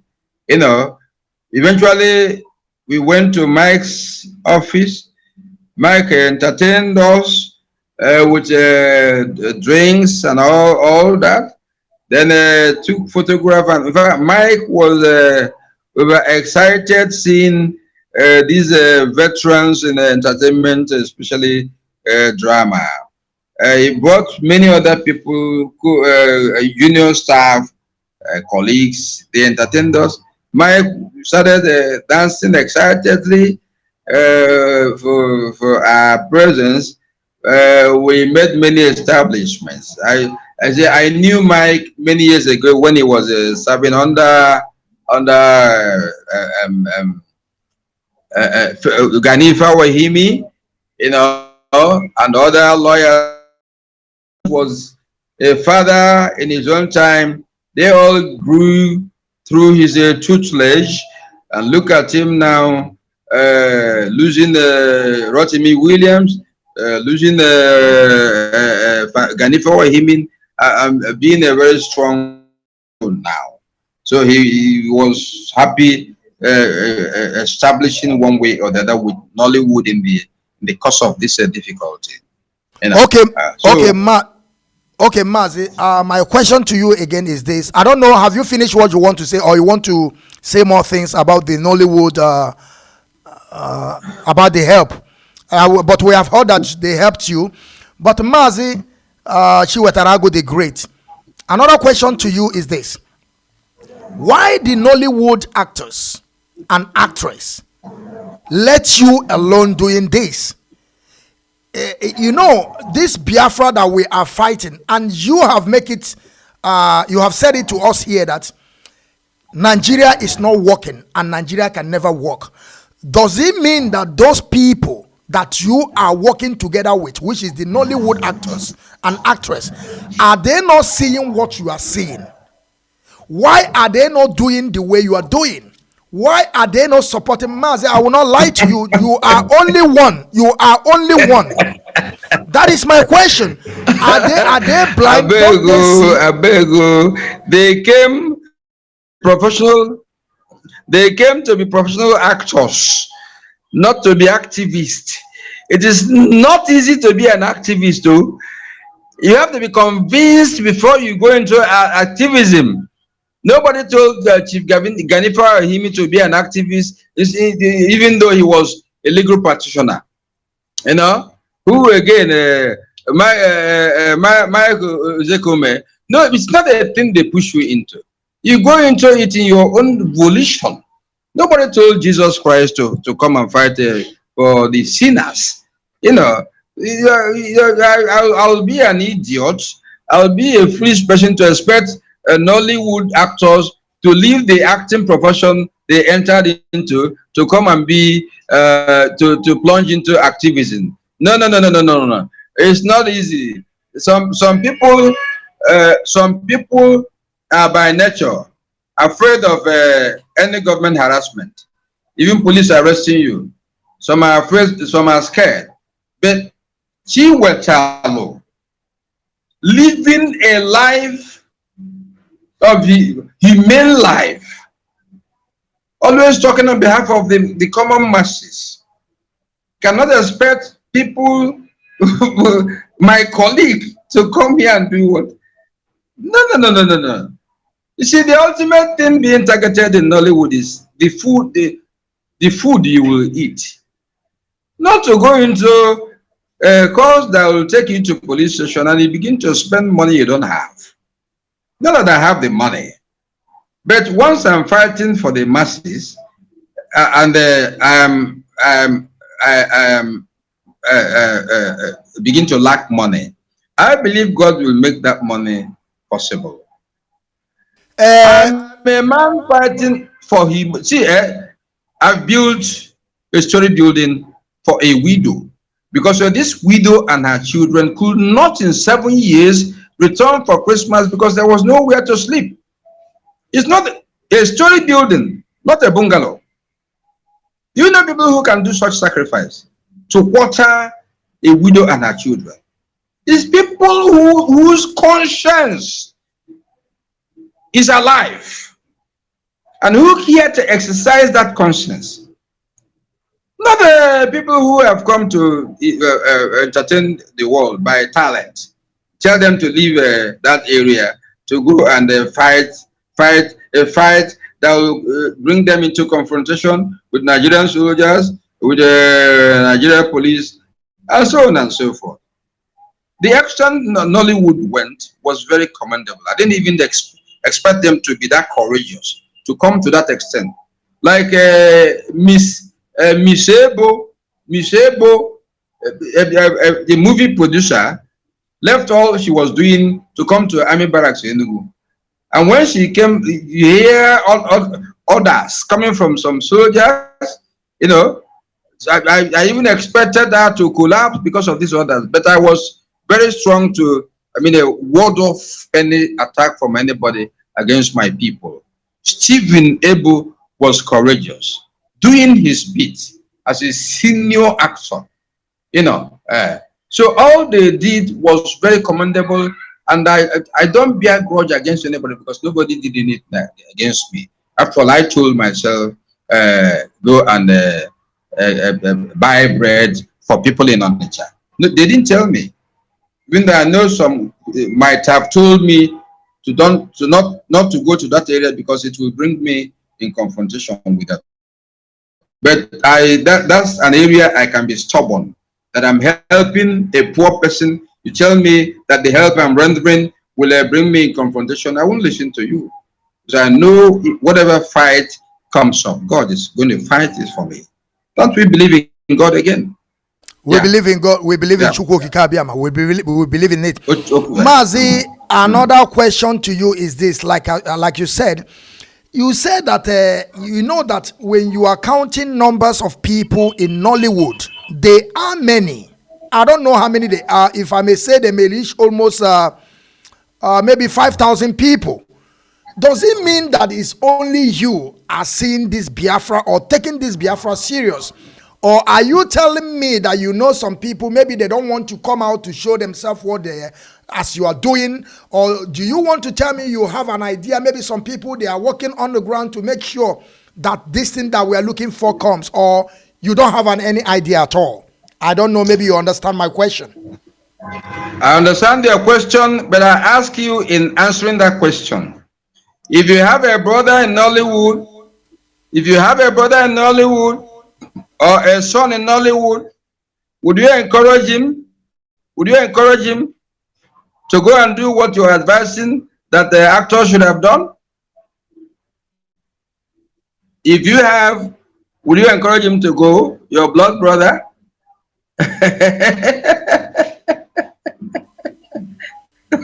Would you advise him to go? Wouldn't you tell him to go and mind your business? Go and fetch bread you eat. Mazi, I did not get that your question that you asked me. Please, I want you to ask me that question again because I couldn't get it. Okay. The question you asked now was why was no other actor doing what I was doing? Yes, that is my question. Then I ask you now, would you encourage your own blood brother to do this thing you're telling actors to do? I am doing it because the courage is in me. Okay. I am fearless as far as fighting for the masses is concerned. I am fearless. Once I call on God, Daddy in heaven, I am going to fight for these poor people. I move. I believe that at the end of such a prayer, He has said, go ahead, I give you license. So would you advise your own blood people to go to such areas against those who are carrying guns? Mazi, I have also advised some people, like I said, to follow me on this quest of self-determination. So for some of the people that they are also my blood in the same family, but they don't listen. I just allow them to be. That is also the question I asked you. But now I have understood your words and your answer that you can never force them. This is something that is inborn in you. Inborn in me. Inborn in me. Thank you very much. Why was I at 12 years helping Biafra? 12 years. If you were my father, would you encourage me to help Biafra? Or to go help war business at 12 years?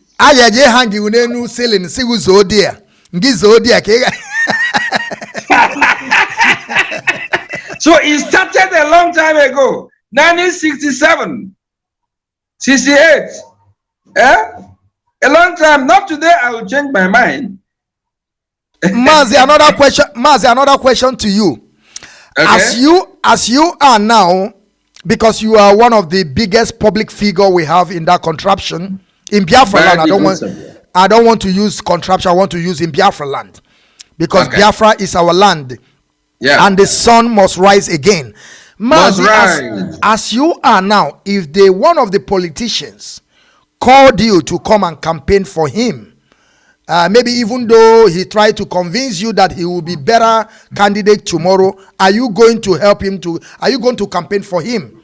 As you are seeing the whole politicians today, I'm not saying in future, I mean what we are seeing today, are you going to campaign for anybody in that Nigeria to support him?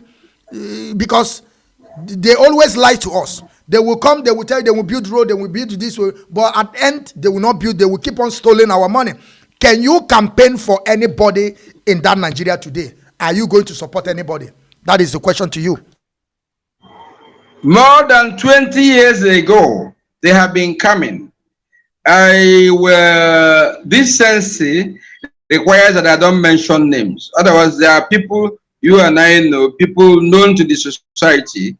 They've been coming, but I've been telling them one common decimal, that if you have a house if you have a mansion to open, you want CHINWETALU to be present, I will willingly come. If you have a child to dedicate, you want CHINWETALU to be there, I will willingly come. But when we talk about politics, there is division. There are those who hate your policies, there are those who like your policies. Now, the policy of not having any solid fund for something like a scholarship in your program will alienate many people. Because of that, I won't be part of it. Have you seen any governor in Nigeria creating funds for scholarship for indigent students, for brainy students? So why should I go and support such a politician? So let's confine it to affairs that are personal to you, like a child dedication, opening a mansion and all that. I can be there, but let me not come where people will say, ask questions. Is this the CHINWETALU we know, eating with the government that has staffed fund for the welfare of, let me say, students who are intelligent, who can even be sent, who can be sent abroad, to go and further their education? If you want to do something like it, like you are a governor already, want to launch education business for people, I can come there, but this one is neutral. It does not concern just a particular political party or particular members of a bourgeoisie. You know, the bourgeoisie, what they believe in is making money, more money, more money, even if the masses are dying, even if those who are intelligent are dying, they don't care. All they care is to make more money, more money. You can't find me in such a circle. It's an audience table. It is thinking that we have this situation that can call for tears, and then you go and ring bell for them. Equal Guinea, you hail them. It's not CHINWETALU. Not CHINWETALU. Thank you, Mazi. Thank you, Mazi. Another thing that I want to ask you, because you mentioned about money, and you said that you can also be in that situation. Let me say, people have called you, people have asked you to come and join, but you don't want to be with them. Mazi, this time around now, I want to ask you something, because some of our people always think that richness is a greatness. Okay? I want you to explain to us what is different from greatness and richness. Because today, especially in that contraption called Daminebuzu, whenever somebody is very rich, then we say he's a great man. And there is something we find in you before we added the great to your name. but we want you to define to our people so that our people will understand. Does it mean that when somebody is a real rich person is also a great person, or there is a difference from greatness and richness? That is my question to you, Mazi. I hope you understand my question.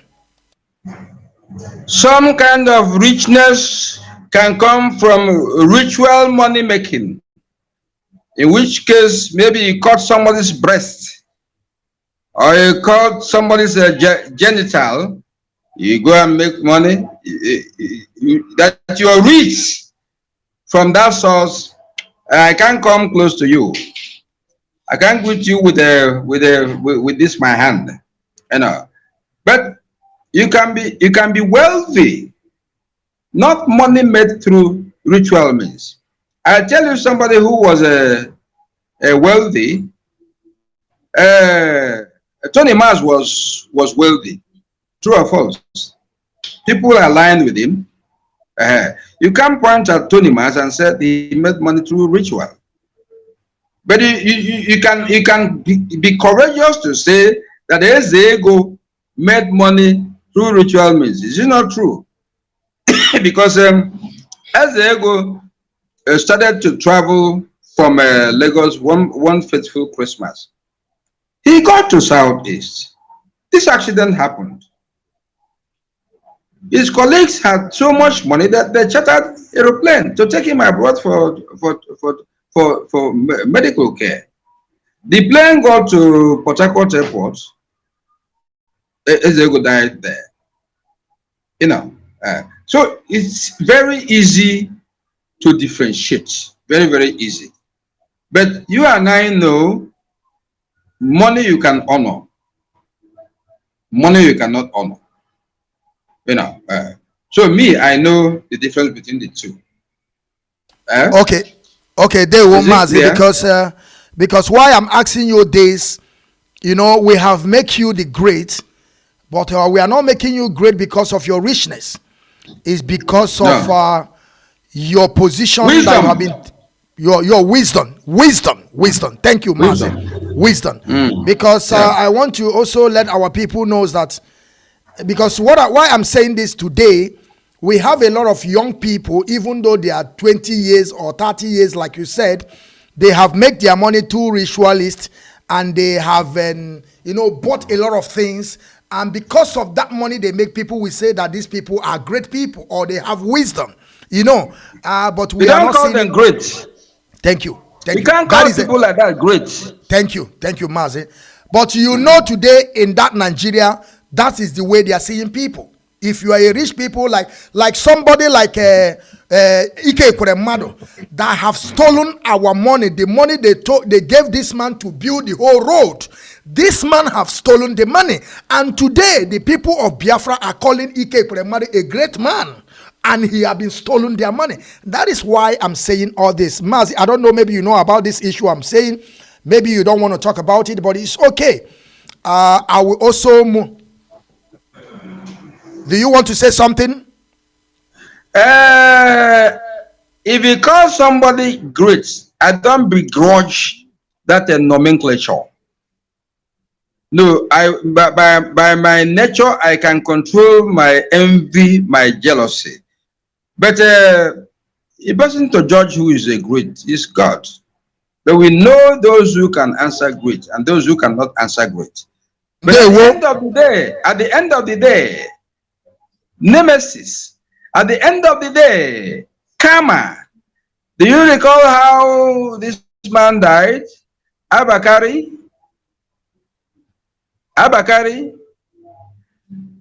MTN committed a big offense and they were fined, I think 500 million. Abakari said, don't give anything, come to me. And Abakari took from MTN a certain amount of money and forgave them. It didn't take long before we lost Abakari. We lost him, and the government henchmen, maybe those who were not in tandem with him, told us he died out of COVID. You and I know the truth out of COVID. Can you imagine that? And that Bakari began to make money more than any government official.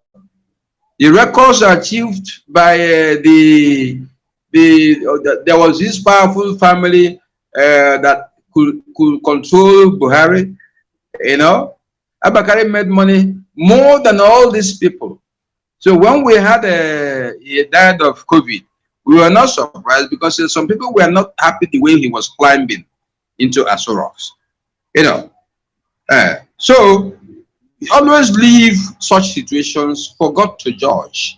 We're not in a position to judge. You know. So Thank you. Thank you, Mazi. And another one that I want to ask you is this. Can I put this in so-called eastern region of Biafra? Because we know that coastal region and hinterland, we are all Biafra. But now, the question I want to ask you now, do you think that those governors we have in Biafra land, or let me put in eastern region of Biafra land, do you think that those governors that they are there, are they doing a great work, or are they doing the beats of Fulani? Do you think that those governors in place now, they can help us?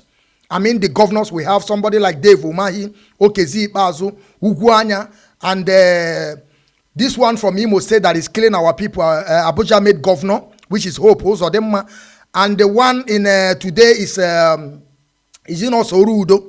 I want to ask you,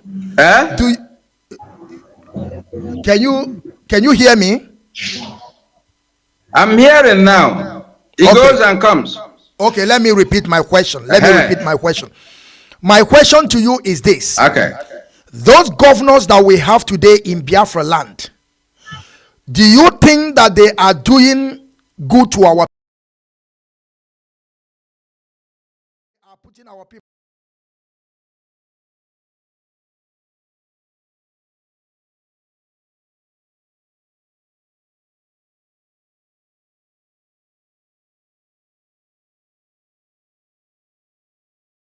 gbagara m n'okwu a m kwuru do gbagara m ime a na-abụ nwata kwuo ọ nọ si n'ọgba n'ọgwagwu okenye but ana m ekwu ya ka o si wee dịrị m.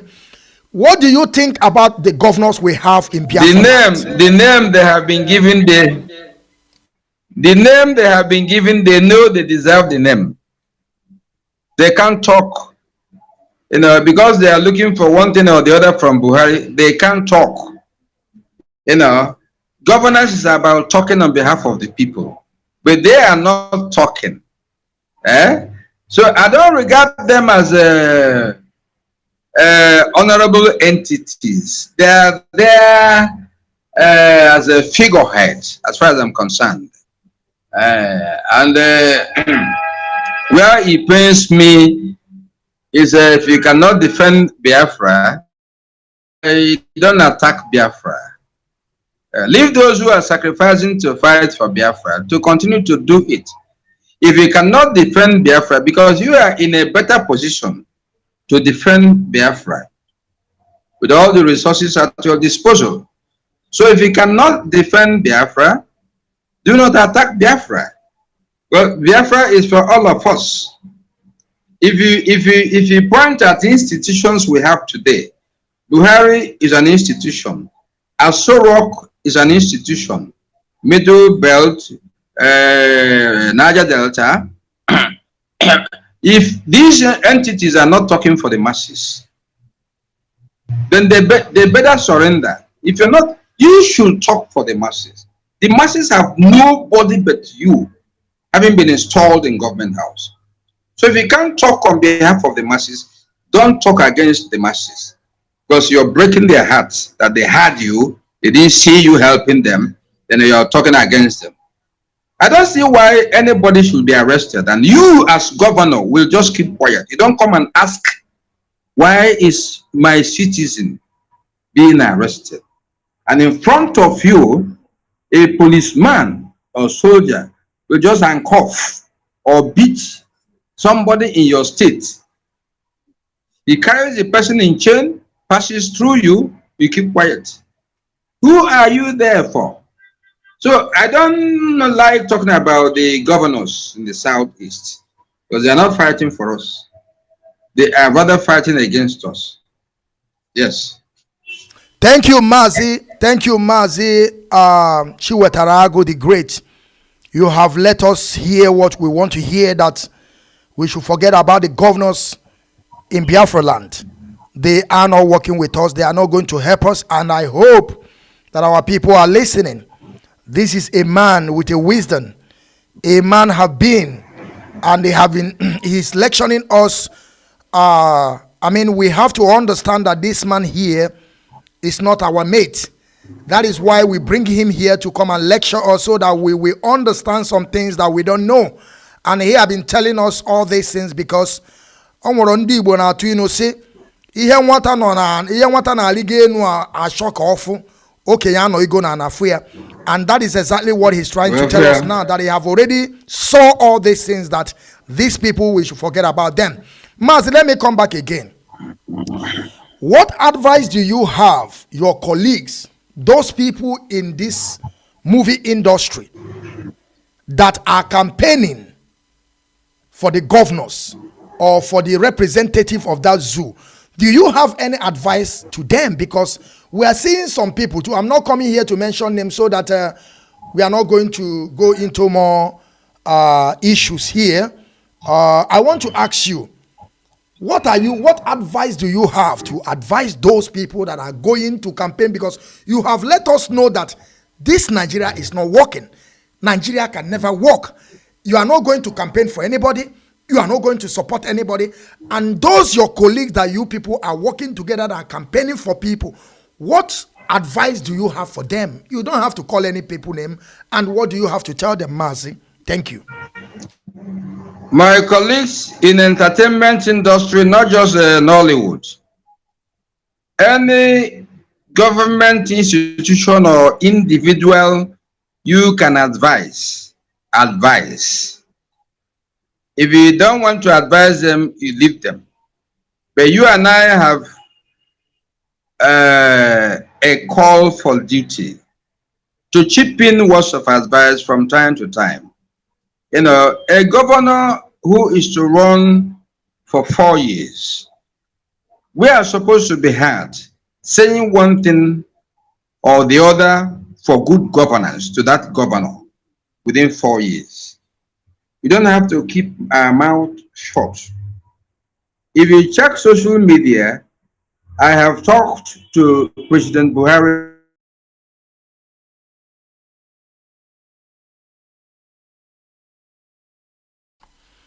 I talked to Buhari.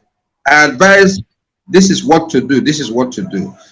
We in NollyWood industry can chip in that because our words are weighty.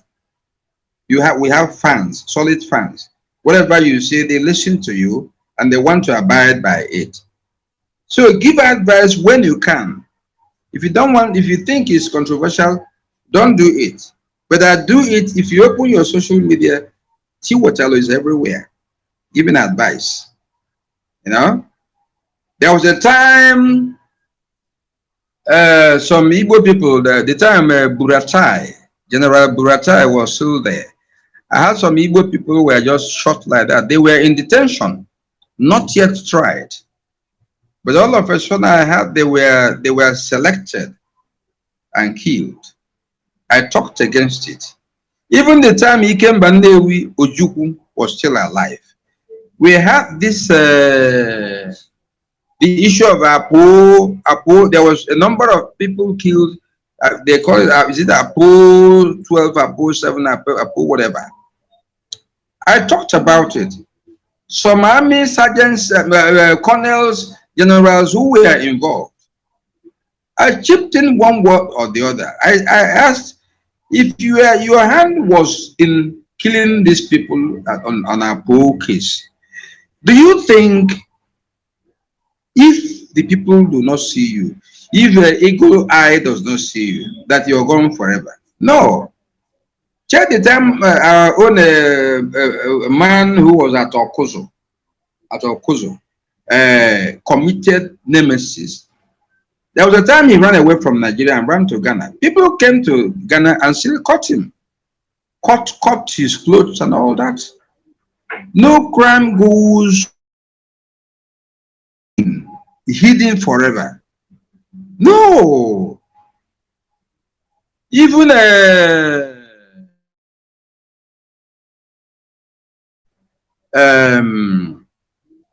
was this son of an emir after Lomi Owo,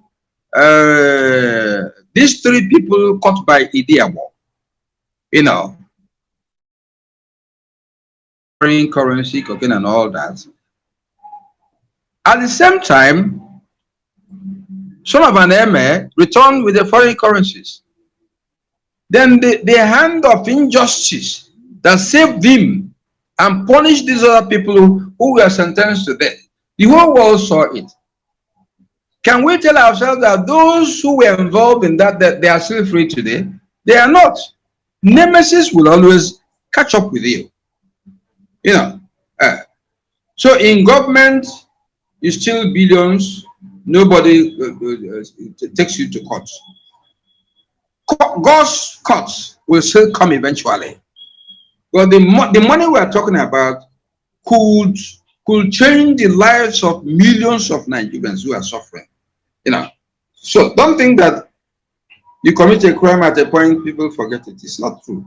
Even if man forgets, what of nemesis? What of even ordinary? What you see as ordinary accident on the road? It's not ordinary. Many accidents are spiritual. CHINWETALU knows about it. Man that has not caught you, but something bigger than man catches you. You see some people walking defamed, not complete leg, eyes. Some emanated from that thing you committed. You are saying people did not catch you. Government did not catch you. You know. Let's all behave like I'm a proud Christian. Let's all behave like Christians. Don't go at all to do it. We're not talking about now, did you get punished or not? Don't go to do it at all in the first place. You won't see me in governance in the next 50 years because I'm sure that evil people will still be at helm of affairs. So I cannot dream of entering government now because I'm going to meet people I call cults people who will tell you, if you don't want to belong here, you go. I won't go there now because it's not for me. I'm watching. When there is sanity, one can talk of going there to contribute, not to go and dominate, not to go and rule over. Thank you.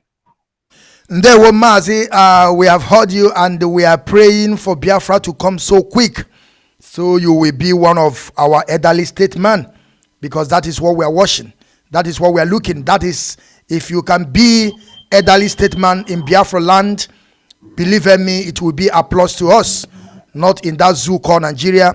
And I want to tell some of our brothers and sisters, our audience that is watching this video right now, some of you here are watching. Some people say share the video. Some people say share to who?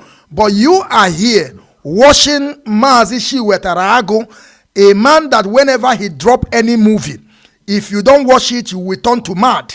Believe me. And you are asking share to who? Somebody share it to you and you are watching it. A great man indeed. And you are now asking to share to who? And you are here watching it. You see how ignorant our people is, Mazi. You see, if the zoo is the people that are interviewing you here now, maybe it's channel television, you will see all of them troop there because they have used their brain. Our own person, our CHINWETALU AGU, is in Ipob Rapture Media under the leadership of Mazi Nnamdi Kanu, propagating the issue of Biafra, telling us way forward, telling us how Nigeria is working, telling us Nigeria can never work and it can never work. And you are here telling us share it to who? And you are here still listening to CHINWETALU AGU. You see how, man, the idiocy of our people, I don't know when it will stop. Mazi, our people, most of our people are our problem because some of them, they were Fulani, they were Fulani, they have the blood of Fulani in them, because after the war, you can also testify what I'm saying. After the war, we have a lot of mixed blood that they pregnanted during the war, and those people, they don't know their father again, and when they will grow up, they will behave like Fulani. You know, they will behave like Fulani. Mazi, I want to also go back to you, come back to you again. Mazi CHINWETALU AGU the Great. Who do you think that Mazi Nnamdi Kanu is? I don't know. What, in your own way, who is Mazi Nnamdi Kanu? How do you understand this man? Of course, he's our leader. He's our Onyendu. You know, in Ipob organization, which is the largest movement on this planet Earth. Mazi, I want you to know that we are the peaceful, we are the largest movement on this planet Earth. And I want you to tell me, or tell our audience, how do you see Mazi Nnamdi Kanu? Do you see that this man really want to help his own people? I know some people are saying that Mazi Nnamdi Kanu is bringing counter motion in that contraption called Daminebu Zoo. And I want to ask you, in your own way of understanding, how do you see Mazi Nnamdi Kanu? Thank you, Mazi. I didn't know Nnamdi Kanu when the southeast Biafra land was peaceful. When I started hearing about him was when the Fulani herdsmen trooped down here, started kidnapping women. If you had me earlier, I said a woman borrowed money from bank to do farming of rice. The cows came and ate everything up. The woman ran to the police to report. Nobody listened to her. She went to many places of security authorities to report. Nobody listened to her. And you can imagine that the loan she got from bank would put her in everlasting trouble if that loan was not paid back. So Nnamdi came to save such situation. Since both state government and federal government were not saving our people. So the game became tougher and tougher. We didn't see Nnamdi go away again. Nnamdi now got stuck. And there were spiral effects that made Nigerian soldiers through Buratai and go to his fatherland and began killing. I know on the other side of Nnamdi, people were taking laws into their hand. Definitely, that one is not in doubt. You know, in the course of all this brouhaha, Nnamdi lost his parents, both parents. The two parents he lost, I regard them as a sacrificial lamb in the course of defending Igbo land, Biafrans, men and women. Nobody's now talking about compensation for his parents. Yet nobody, on the other hand, is talking about compensation of those killed by suspected Ipob people. You know, so both sides incurred losses. But I'm trying to say that why Nigerians knew Nnamdi was that he came out to defend the people when the federal government was not listening, was not shaking, was not there to say about anything about the devastation by the herdsmen. You know, so Nnamdi came out to defend. Nnamdi is not a saint too. Mind you, Nnamdi is not a saint. I know when we come to a table, like the kind of a table chaired by Justice Chukwudifu Oputa in his own time, that we are going to tell ourselves truth, face against face. Nnamdi had his own inadequacy the time he was free. You know, others have their own inadequacies. These are going to be put on a reconciliation table. Uh, but Nnamdi, well, it was difficult for people to be carried along by him at that time. But now he has won many followers, you know. So let the followership continue to be won on positive ground, on positive ground. Towards getting to a stage we got to at the end of the war when we said no victor, no vanquished before Gowan. You know, because I don't think we have it on record that Nnamdi Kanu came out to slaughter people, to kill people, to create enemies. You know, he became the only Igbo man, I don't know about others, who came out to defend the masses. I don't know any other name on record that came out to defend our people. Many were afraid to come and do that. Many were fighting for their own security. But he came, swung headlong,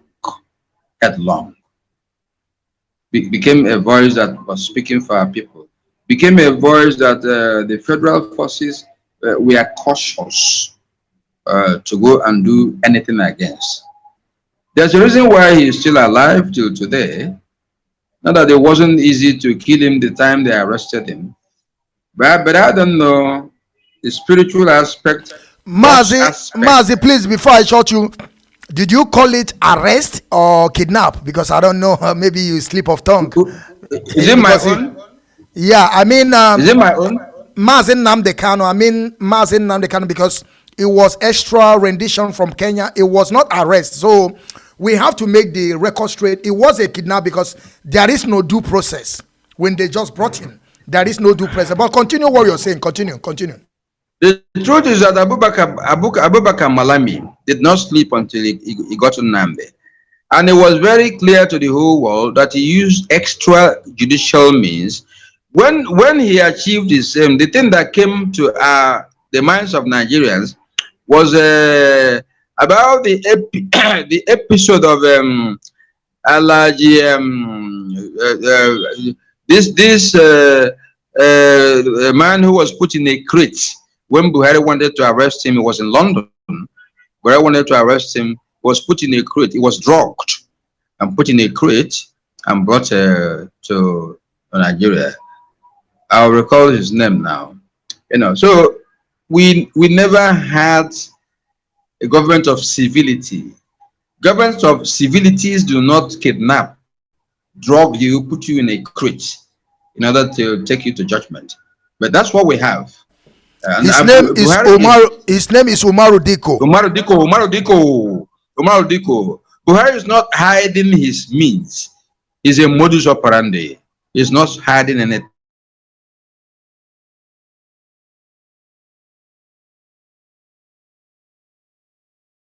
He's a soldier without conscience, you know. So we have to face that as a reality. We can't wish it away. It's only when God says your regime should come to an end that we will see it come to an end. Otherwise, he has fortified every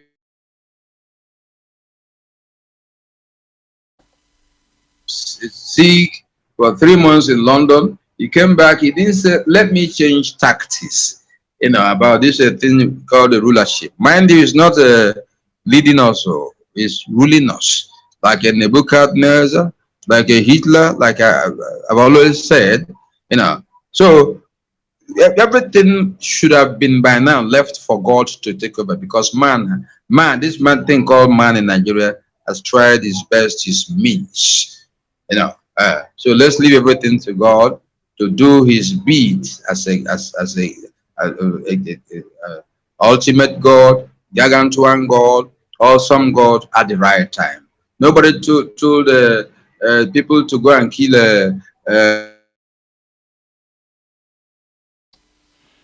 yes. Don't forget that he killed Asaba people more than one. Yeah.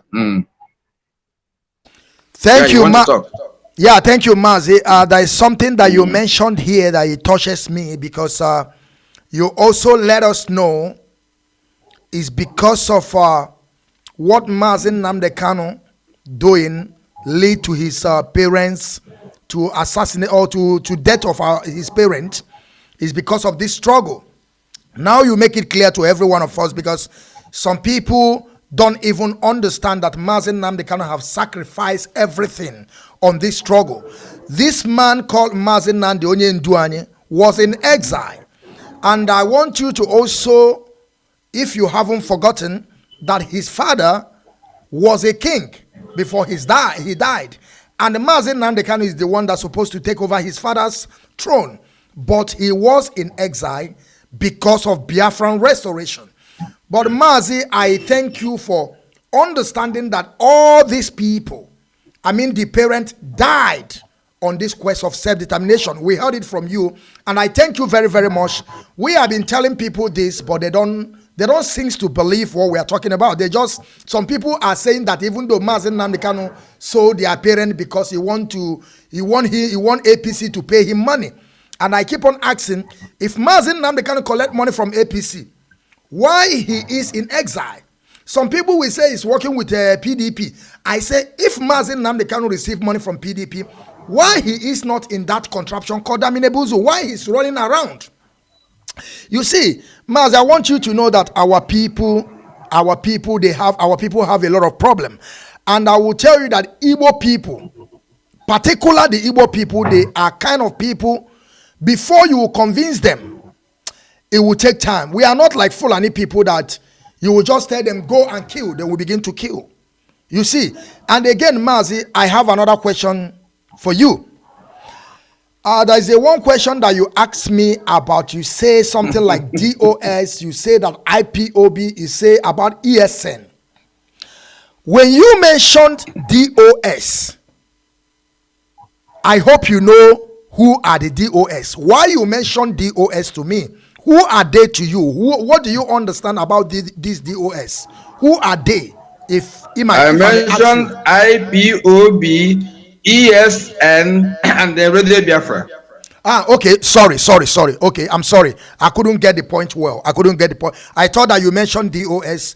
But Mazi, you know, and now according to what you said, you believe that Mazi Nnamdi Kanu is fighting a right cause. Is it not what you believe? That he's doing everything humanly possible in his disposal to make sure that our people free. Is it what you believe?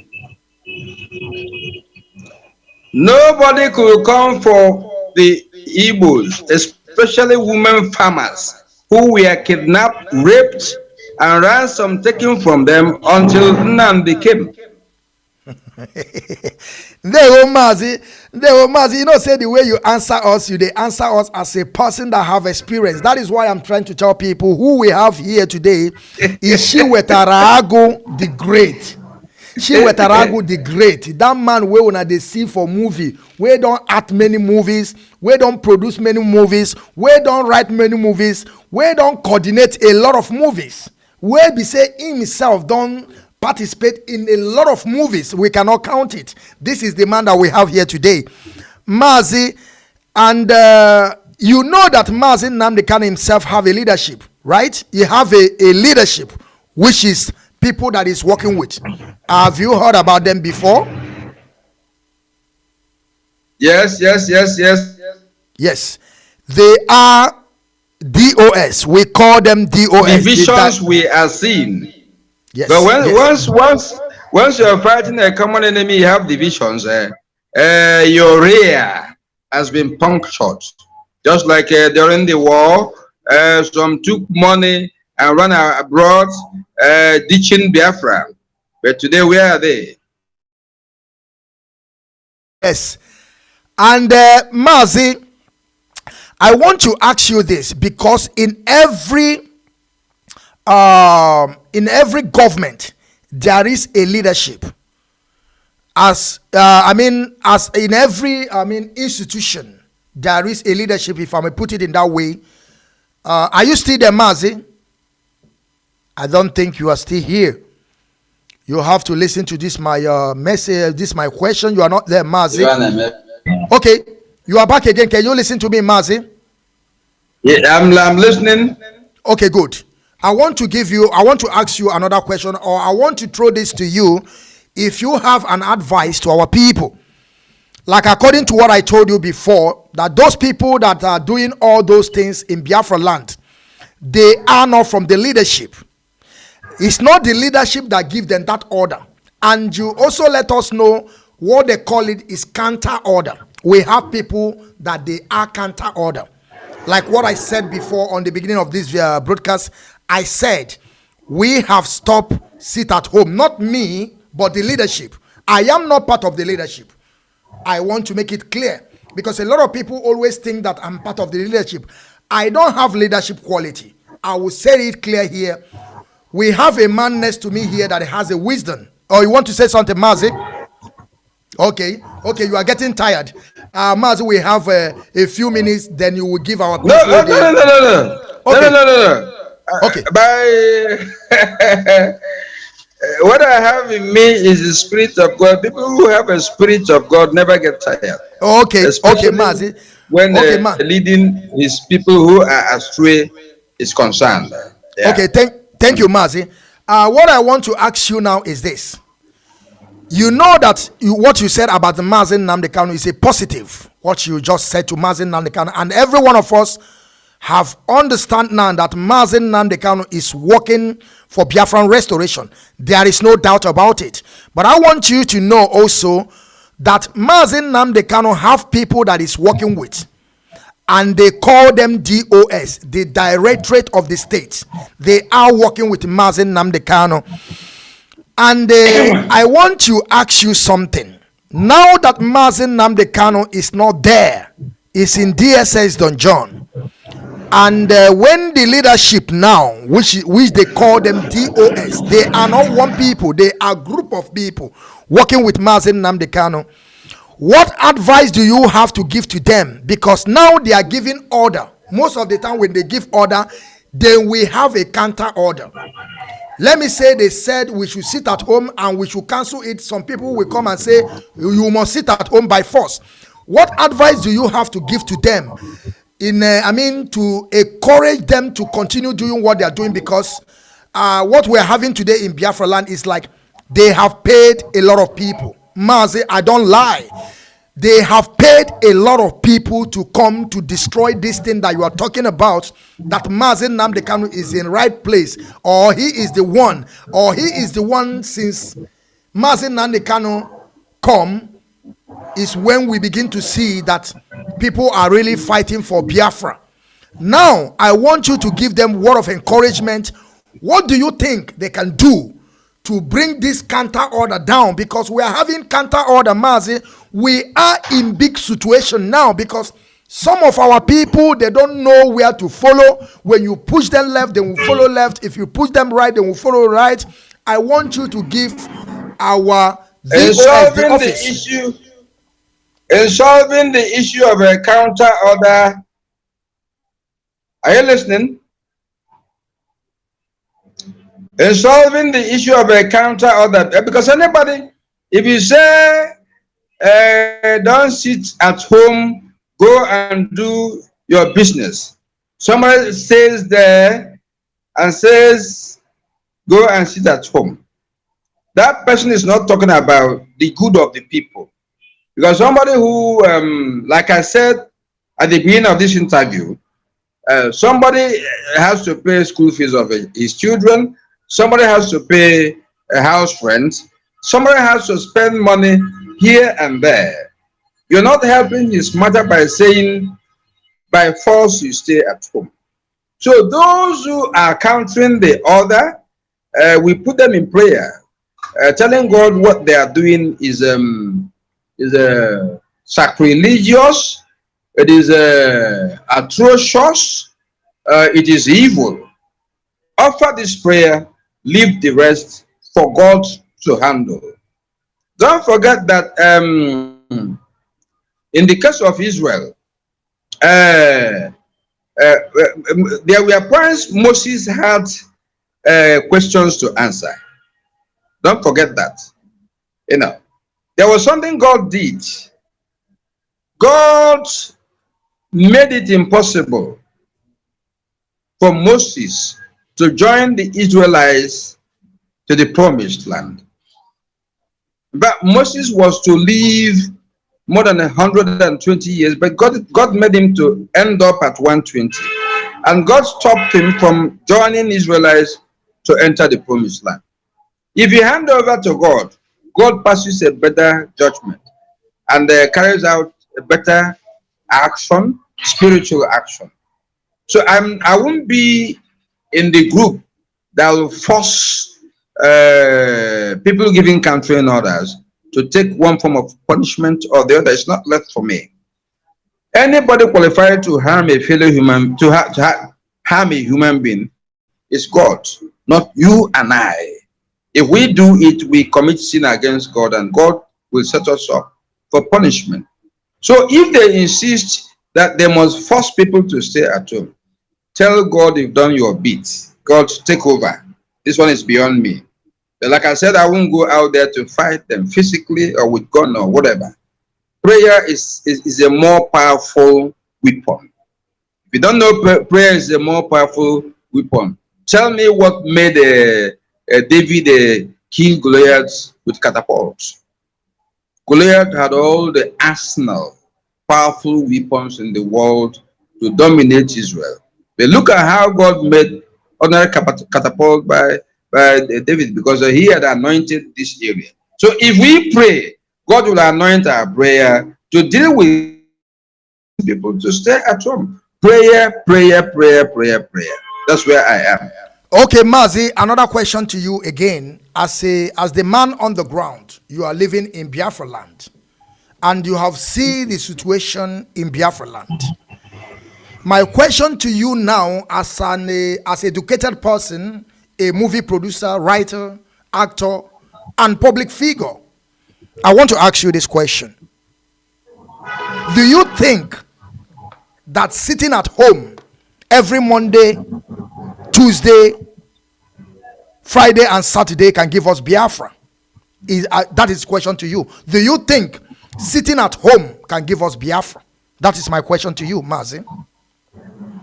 It sounded like he was capable of doing that. But from what we are seeing on ground now, he cannot achieve that because the President Buhari we have in our Sorok,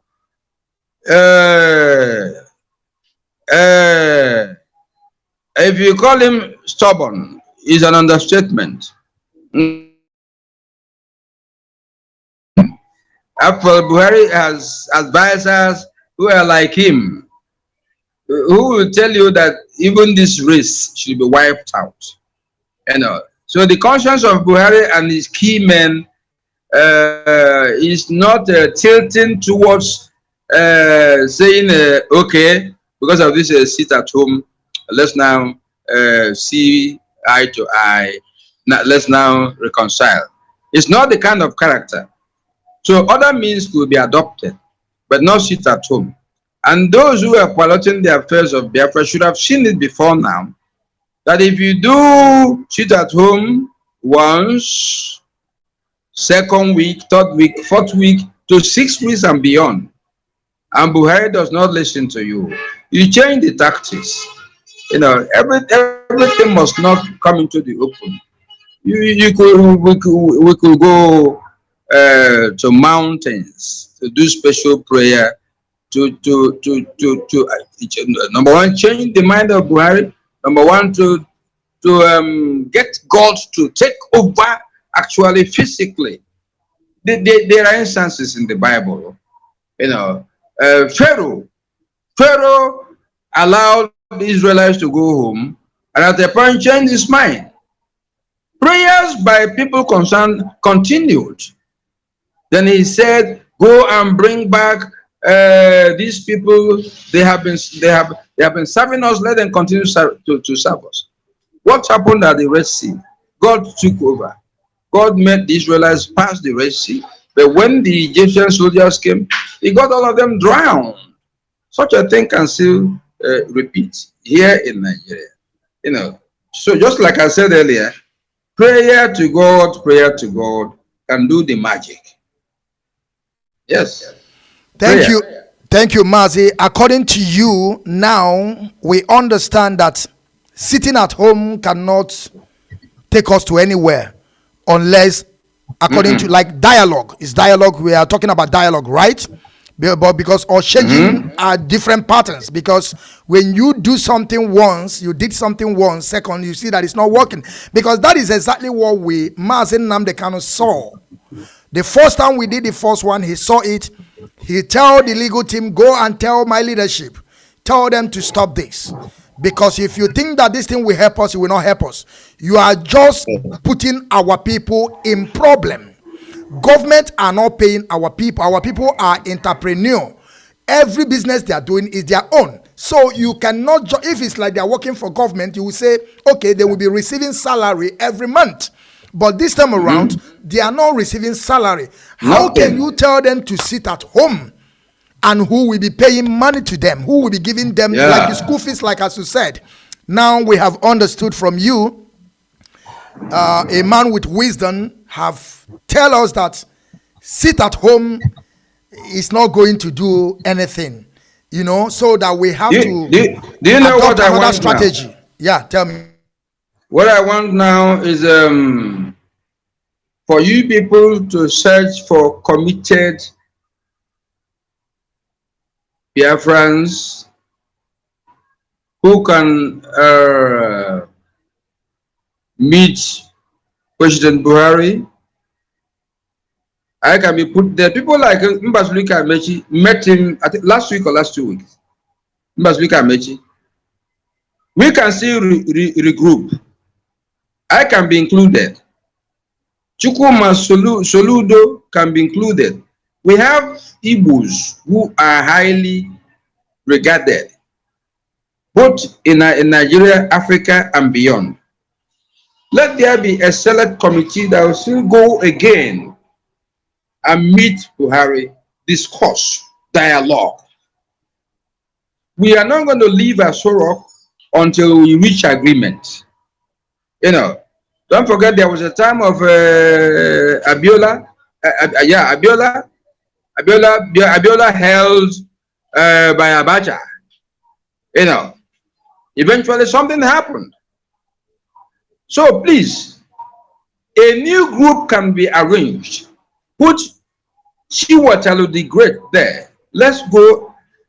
Before I go, I know I can do my sacrifices to God, prayers and all that. We still have decent Nigerians who can trust on the part of the Igbo people to go to Asorok, meet Buhari. I am quite sure Buhari will have a second thought if he sees somebody like me in Asorok coming to meet him with others about the cause of Biafra. And then we can talk exhaustively within Nnamdi before we take such a move. Because certain things have to give from Nnamdi.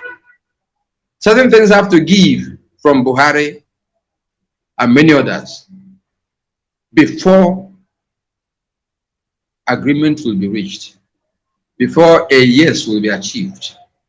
So let that begin in motion now. I know many abroad who've been working for Biafra, who've been working for this peace to come. And I know God will make the engine of people who don't want this a peace to knock. If they continue to stand their ground, they continue to refuse. So I am out.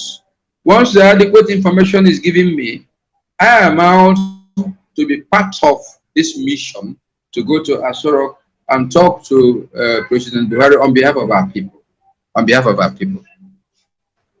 Yeah. But Mazi CHINWETALU AGU the Great, going to Abuja to meet Buhari, though I don't see that man there as Buhari, I see him as impostor, because I don't know how you people see it. The Buhari we know have died. Let Buhari it be established. Yeah. The Buhari I know have the one died. in Asorok. Yeah. Let it be established that a new group, not there before, that now includes CHINWETALU the Great, decided to go and see this one in Asorok. Okay. I understand what you mean. But You're not I happy. hope. I'm not happy. Don't think Buhari is happy about this called the sack. He's not happy. Nobody in Asorok is happy. He's happy because if you're not losing your brother, you're losing your sister. You know. So let's have all the benefits of the doubt, prepare, then go and see him. The whole world will watch. They will take a record that when CHINWETALU the Great join, look at the results. So it's either we see a Buhari who changes his mind, or we see a Buhari who is still, in spite of the class of people around now, still decided to stick to his gun. Yes.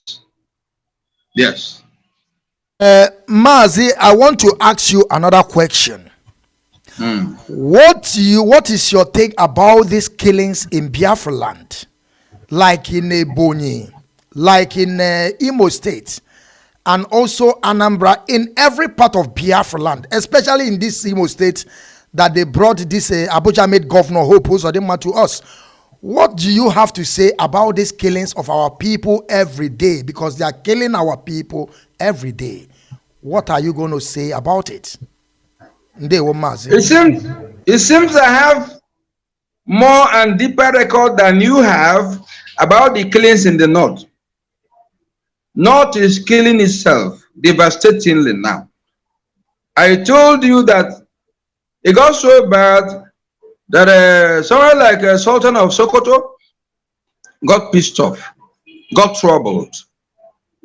Sultan was one personality that used to pamper Buhari, just like they were pampering Alaji Gumi, but they are now seeing the situation as tables having turned. That every day, either in Zamfara or Sokoto or Niger, they kill not the record fully. They kill now in the northwest, where Boko Haram is a daily killing. Then the other side of it, they kill in 10s, in 15s, and so on and so forth. So I want them to know that the way it is in the north is even more than the way it is in the east. Yes. Killings in the south. But Mazi, let me come in here. You also supposed to know, like you said just now, you said the north are killing themselves. And the people that are killing us in our land, we are not killing ourselves. That is something that is different. If it's like we are killing ourselves too, it's different.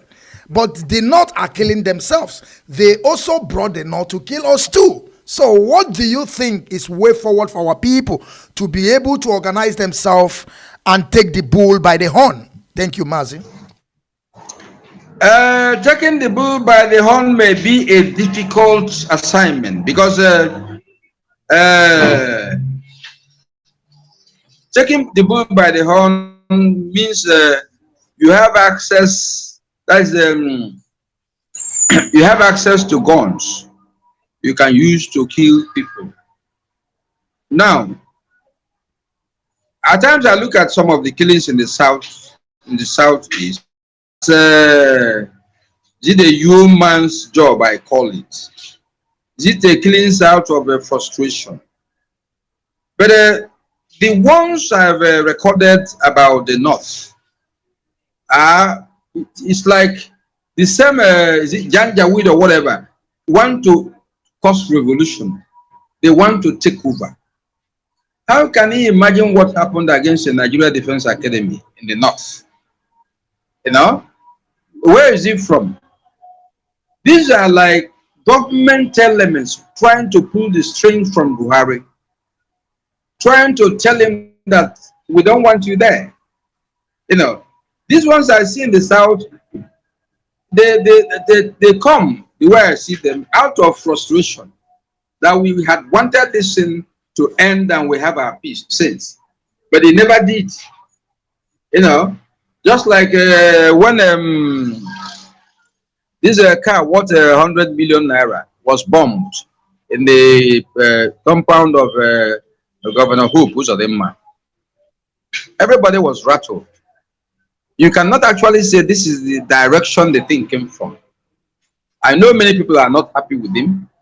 I'm not happy about many things about his policies, like the thing that happened about this is a former chairman of PDP that got involved in making him first from fourth position, coming back to take his share of the booty and getting killed. You know, so you don't know where. If you're given the power to investigate, I don't know the kind of people you're going to catch there. These fifth columnists, I call them, but not organized people for Hope Uzodinma. The thing is so getting out of hand that my prayer is for a stop to all this. The North it can only come and kill here out of frustration because they're not happy. The table is turning. That the Southeast race is no longer crying like they used to cry 2-3 years ago. They are getting frustrated, and frustration can lead them to kill, to sound as if the thing is going everywhere. You know, so why don't we pray for this meeting to happen? So we see if we can begin to talk senses to our people. I'm not happy these killings are happening in the East. But this is a good step to stop all the rubbish. Okay, Yes. Maz. Okay, thank you, Maz. Are we not tired of... I know that also the leadership of IPOB, they're also listening. Like I said, I'm not part of the leadership. I don't bring any order. I don't give any decision on the leadership. They knows more better, and I believe they are listening also. But Mazi, there is something I want to ask you, because a lot of people are saying this, and you are somebody on the ground in Biafra land. I hope you saw this, the adoption of Ushenwosu, the what they call it, the Rogers Aboga, because we call him Aboga. The adoption of his in-law, that later we understood that who did that was Hope Uzodinma. And if it's like we did not find out, or the video was not there, there is no camera, no pictures, then we say that is the IPOB are the people that are kidnapping people. Mazi, my question to you is this: since you are in Biafra land, do you think that IPOB are kidnapping people in Biafra land? Are they the people that are causing all this bloodshed? Because we have seen number of them. They will be saying unknown government is IPOB.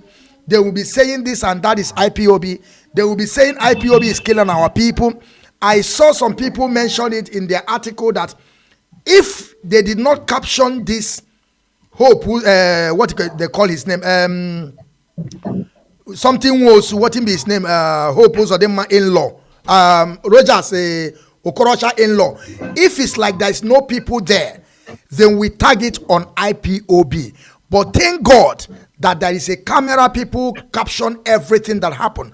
But my question to you now is this: do you believe that IPOB is the people that are causing problem in that Biafra land, or the government by themselves are the people are paying the hoodlums to do their bids and now tag it to IPOB? Because what is going around is IPOB is doing that, IPOB is doing that, IPOB is killing our people. Do you believe so, Mazi Nnamdi, Mazi CHINWETALU AGU the Great? My happiness today is that the whole episode has started and come to an end, the way it came to an end. Just like my principle as a child of God, that thing hidden can be hidden for quite some time, but it cannot continue to be hidden forever. That's why I always propagate prayers. If you pray regularly, you don't need to go to Mount whatever to see your enemy. God will show you your enemy in your house. You know. So what we do now is to thank God that sanity is coming back gradually. Whoever has done whatever, God is exposing. Proper investigation still has to be done. So know who is this and who is this in all the nefarious episode. You know, if you were arming killers, God will soon expose you. If you're using the wrong, maybe government equipment to commit whatever and label somebody the offender, God will expose you at the right time. Dealing with God gives me joy, because that thing that you think is hidden forever, the whole world will get to know. You know. So if we organize an inquest, inquiry, it will still help us to bring out more facts about that episode that happened in that last 1 year, 2 years. Yes. Then we establish facts on the ground. You know, judicial inquiry is also necessary. You know, that's what I'm saying. Okay, Mazi, I have only more 2 questions for you. Then you will say your last conclusion on this issue. I want to ask you this question first before we are getting to your closing remark, but I still have 2 questions to ask you. Mazi, do you believe,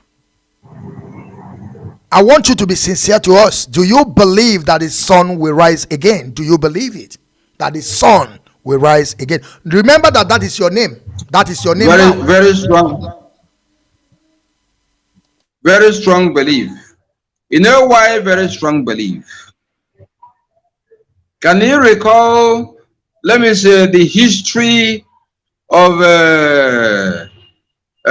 Israelites? I always use them as example because it's the example you and I can see. Yeah, Israel and Egypt or something like that. I don't know which one. Israel and Egypt. Go on. They left Egypt. They left their place. They went to Egypt. Egypt established them as slaves, but it was the picture, the design by God. You have to be slave before you become a king. You know. Then this episode, there was organic. There was a lack of food in the whole land. Then the brothers of Joseph sold him to the Ishmaelites. The Ishmaelites bought him over. Then equally sold him, and eventually he landed in the kingdom of Pharaoh. And then Pharaoh's wife had a dream. The Pharaoh had a dream and was looking for somebody to interpret this dream. Then it was Joseph who was in detention that was picked to interpret that dream. Joseph interpreted that for 7 years, food will lack in the land of Egypt. And people will go far places to look for food. What happened eventually? Joseph was brought out from detention, where he interpreted that there will be scarcity of food for 7 years. Because of that, Pharaoh made him a right-hand man in his kingdom. Then when they were sharing food, he hid a cup of food in the bag of food given to his brothers. When they went home, they found this cup. They were picked as if they were arrested, because they found the cup used in measuring the food. in their back. That made eventually the Israelites to come and habit. Joseph empowered them to come and habit in Egypt. There they grew in population. Having grown in population, they saw themselves making that place as a home. And Joseph was secretly, quietly taking care of them. All this was the hand of God. Not to allow them to be killed with starvation. You know, the rest is now history. You know, they grew in avalanche. Eventually, episode came where Moses was to lead them out of Egypt. God gave this time, it failed, gave this time, it failed. When he walked, they now saw themselves living in Egypt, a better race. When they left now, what happened? Pharaoh said, go and bring them back. Who will wash gutter for us? Who will wash clothes, and so on and so forth. The Egyptian soldiers that were going to bring them back, they got drowned.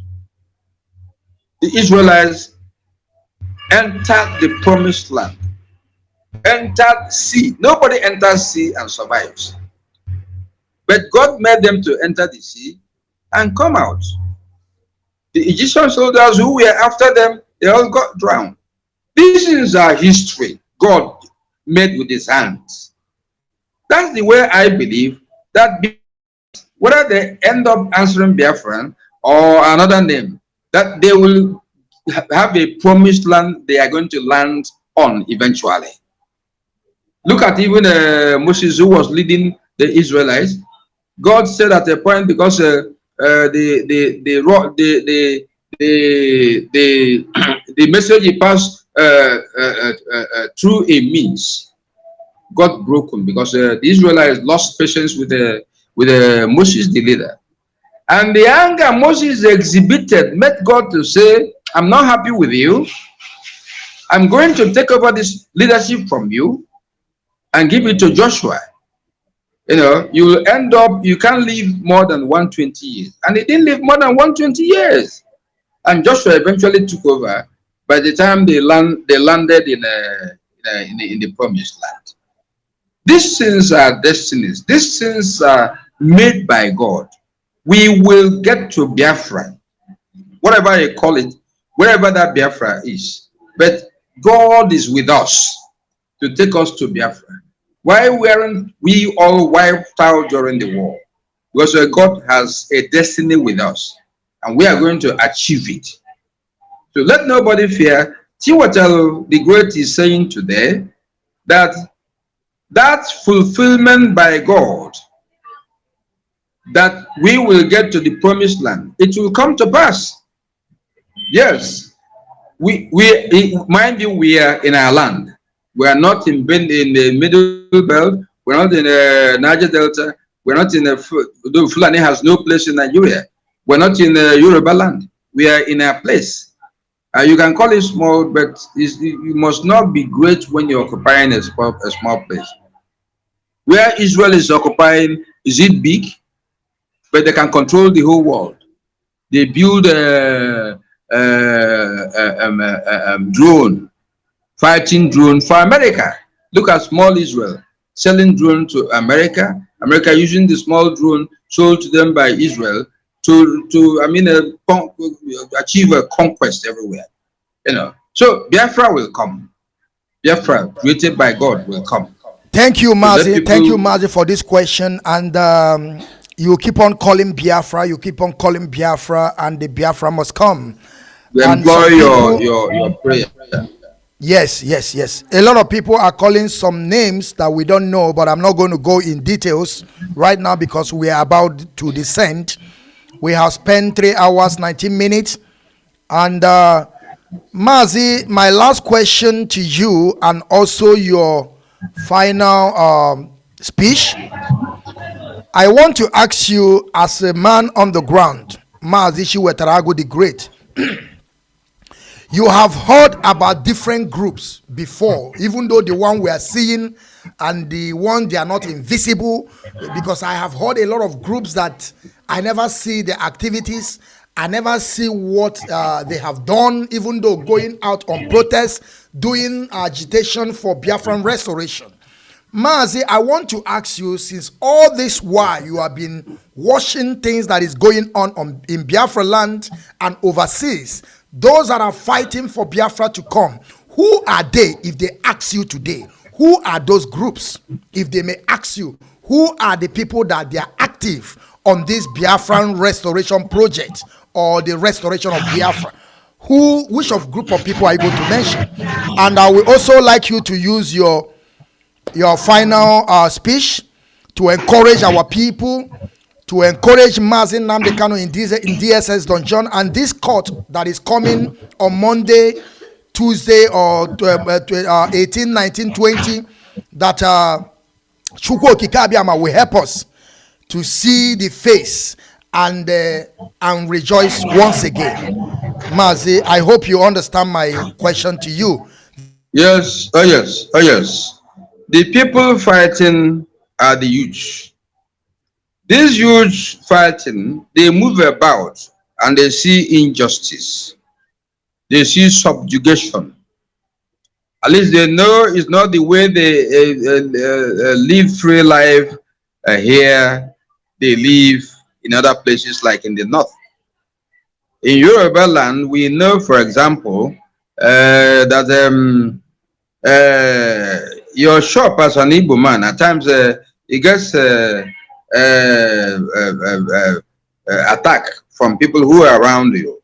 In the north, the same thing. Do you recall this episode in the mid-70s when one Gideon Akaloka was killed? Why? Because they said in Kanu he defecated the Quran, a piece of Quran. You should recall that because it's historical. And I even heard later that was the huge period of somewhere like former Central Bank Governor Sanusi, that it was in that demonstration that Gideon Akaloka was now through, is it riot or rally, taken to the police detention in Kanu. That when the youths were going there to bring him out, the government did not do anything, whether local or federal government. And are you listening to me? Hello? Hello? Hello? Yes, Mazi, I'm listening. Hello? To you. Yes, Mazi, I'm listening to you. Are you hearing me? Yes, I'm hearing you. I just want to do something. I want to take water. I'm listening to you be talking. Our audience are listening. They will. Okay, okay. So the youth of Kanu demonstrated and went into the cell where Nnamdi Akaloka was detained and brought him out and beheaded him. Local government did not say anything. State government did not say anything. Neither did federal government talk. That episode has never gone out the minds of our own youth. So they've been bearing grudges. Our youth are bearing grudges for many things. I've told you about the episode of Apo when which Ojukwu fought for a long time before he died. These things are ingrained in the mind. That it's not possible for the Igbo youth, for Southeast youth, to forget about these atrocities meted against Biafra land. So from time to time, they spring up in their own way to launch attacks. It's an attack of grudges, attack of a frustration that government of the day is not fighting on their behalf, even though they are innocent, even though they have no quarrel against anybody. How can you cut the head of somebody off because you are accusing him of defecating the Quran, defecating they said they used the piece of Quran to clean the anus of a child they were carrying. You know, so the cause of the thing happening is frustration, grudges that can never die, and unless a federal government that has a spirit of reconciliation, spirit of making peace, comes around to quench all this matter.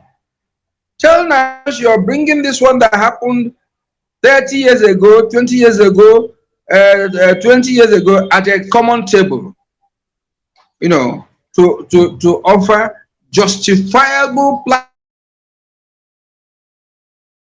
Forget the past. Don't forget that the killings in Asaba by Murtala Muhammad is also a thing difficult to forget. So if you look back where these reconciliation steps should start, it's a long way behind us. But if various governments have kept quiet, wishing for sanity to prevail is a lie. You can't wish peace, you can't wish sanity to prevail unless you get to the roots of all these things, like the time they happen. Yes, that's it. Frustration, grudges. Yes. Thank you, Mazi. Thank you, Mazi, for this I'm wonderful. listening. Yeah, I'm listening. Can you hear me? Me? Are you listening, Mazi? Yes. Okay. Mazi, listening I to want I want to thank you for this wonderful broadcast that we have with you today. And we are also looking forward to bring you back again when we need some clarification that we want to know from you. We're also going to bring you back again. But this time around, I want you to address the people of Biafra in general, also the leadership and IPOB and ESN, all of them together. I want you to give them the word of encouragement. Just to advise us, because we see you as a father. We see you as a father. We want you to give us advice as onye as onye onye ushe onye bu ushe onye ji ushe agba anyị okwu kai mako as na aka nnekwa aka ekpe aka ekpe akwa aka nne na ọ bụ nwata ga-emechakwa bụrụ okenye mana otu ibu okenye. Now we want to hear from you. Just give us advice. Way forward and what we can do. You have already given us prayer. And we keep on praying. We are always pray. Our leader always pray. Even though before our leader will come, he will pray. And we keep on praying for him that he will come out and start where he stopped. But I want you to give us word of advice. Every individual. Biafrans, whether you like it or not, you are children of God. After all, you are Christians. And we know Christians for such an approach to life, that every Sunday you go to church, learn one thing or the other about God. And God has always admonished you not to kill. He who kills dies by the sword. By bullet, you die by a bullet. By poisoning your fellow human being, you get poisoned one way or the other. So the Bible has let you know that God is always there for you to protect you in the hands of the enemy. The thing for you to do is to believe it. Because I believe my own. I believe that I'm in the hands of God. That if I believe in him and pray to him, but Mazi, please, come to rescue Mazi, let me come inside before. So don't look at your enemy as the person who is controlling you, who has your destiny in his hand. It's a lie. Everything you belong to God. Look at the episode in our nature. I did not believe one bit that the bullets from the soldiers who came around will harm me. And eventually, having battled through nature open worker, army barracks on nature, Enugu 82 division, then the DSS Abuja. I came out unscathed. I came out clean. So don't think that anybody can come even from your window and kill you, unless you have a hidden agenda, unless you have where you have soiled your hand. I tell you today, whether people are watching you, whether they are not watching you, come out from evil. Don't do evil. Don't do bad. So that at the time you are in difficulty, God will come and protect you and rescue you. But once you say your enemy is carrying gun against you, has fired bullets against you, let me fire against him. When the real fight comes, God will not come there. God will leave you to show that your power against your enemy, and for your enemy to show that his power against you. That's our problem. Why I survive always is that I've always handed my fights to God to fight for me. It's not for me. Who am I? What do I know about fights? Can I produce even a handgun? Can I produce a bow and arrow? You know? And I tell you that this prayer I know as a weapon is more powerful than anyone made by man. That's the message I'm passing. Live fight for God. God has all the fight to do. And he does it clinically, spiritually. The way your enemy is made shut up forever. Thank you. Thank you, Mazi CHINWETALU AGU the Great. I repeat again, Mazi CHINWETALU AGU the Great. We thank you very much for being with us today on IPOB Rapture Media under the leadership of Mazi Nnamdi Kanu. We thank you. You are a great man indeed. Thank you. I thank you very much. And we are also thank all your colleagues, all your lieutenants. Thank you. Thank you, Mazi. Thank you, Mazi. The DOS, they are also saluting you. All the whole IPOB worldwide, they are saluting you. All our people in Biafra land, they have listening to you. And I know by the end of one day, people will view this our conversation, our program more. And I know that they're going to learn a lot of things from this. We have learned a lot of things from you. You are a wise man. I thank you very, very much, Mazi. I thank you, the great. May Chukwu Kikabiama continue to bless you. May Chukwu Kikabiama continue to guide you and protect you and give you wisdom. Mazi, we don't call God, we call Chukwu Kikabiama. That is the language I know. And I will keep on using the name of Chukwu Kikabiama, who created everything on this planet Earth, and nobody created him. We keep on guiding you and your family and give you more wisdom and knowledge and give you more life to live, because we are praying for people like you to stay and be there till Biafra come, so you will be one of our elderly statement. That is what we are praying for, and Chukwu Kikaba will grant you that life that you will live to see Biafra. Mazi, I thank you all. I thank you very much. Greet your family for me. Greet everyone around you for me. Tell them that the Biafran child watching. They are watching. They are watching. They are watching. Thank you all. We will get there. We are God's children.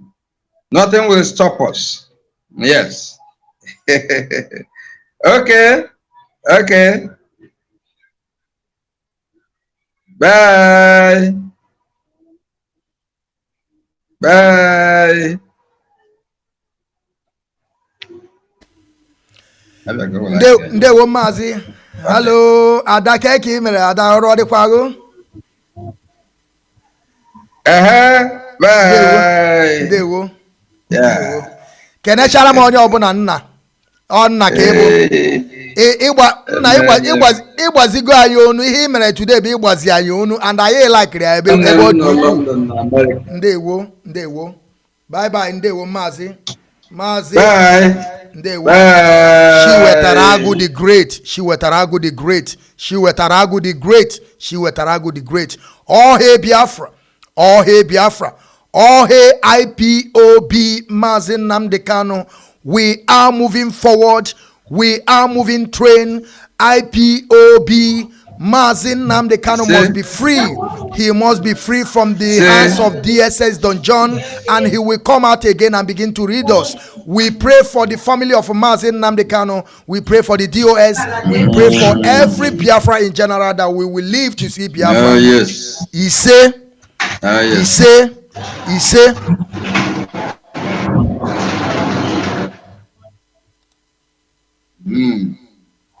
What is it called? Nana. Hey. Mazi. That's about 4 hours. So. Yes, Mazi, I am a chagoman. I know behind the script. When I'm even now. But then what are you about the news, the whole world? Yes, oh no, the whole world. The biggest news. Yeah, when you what toilet?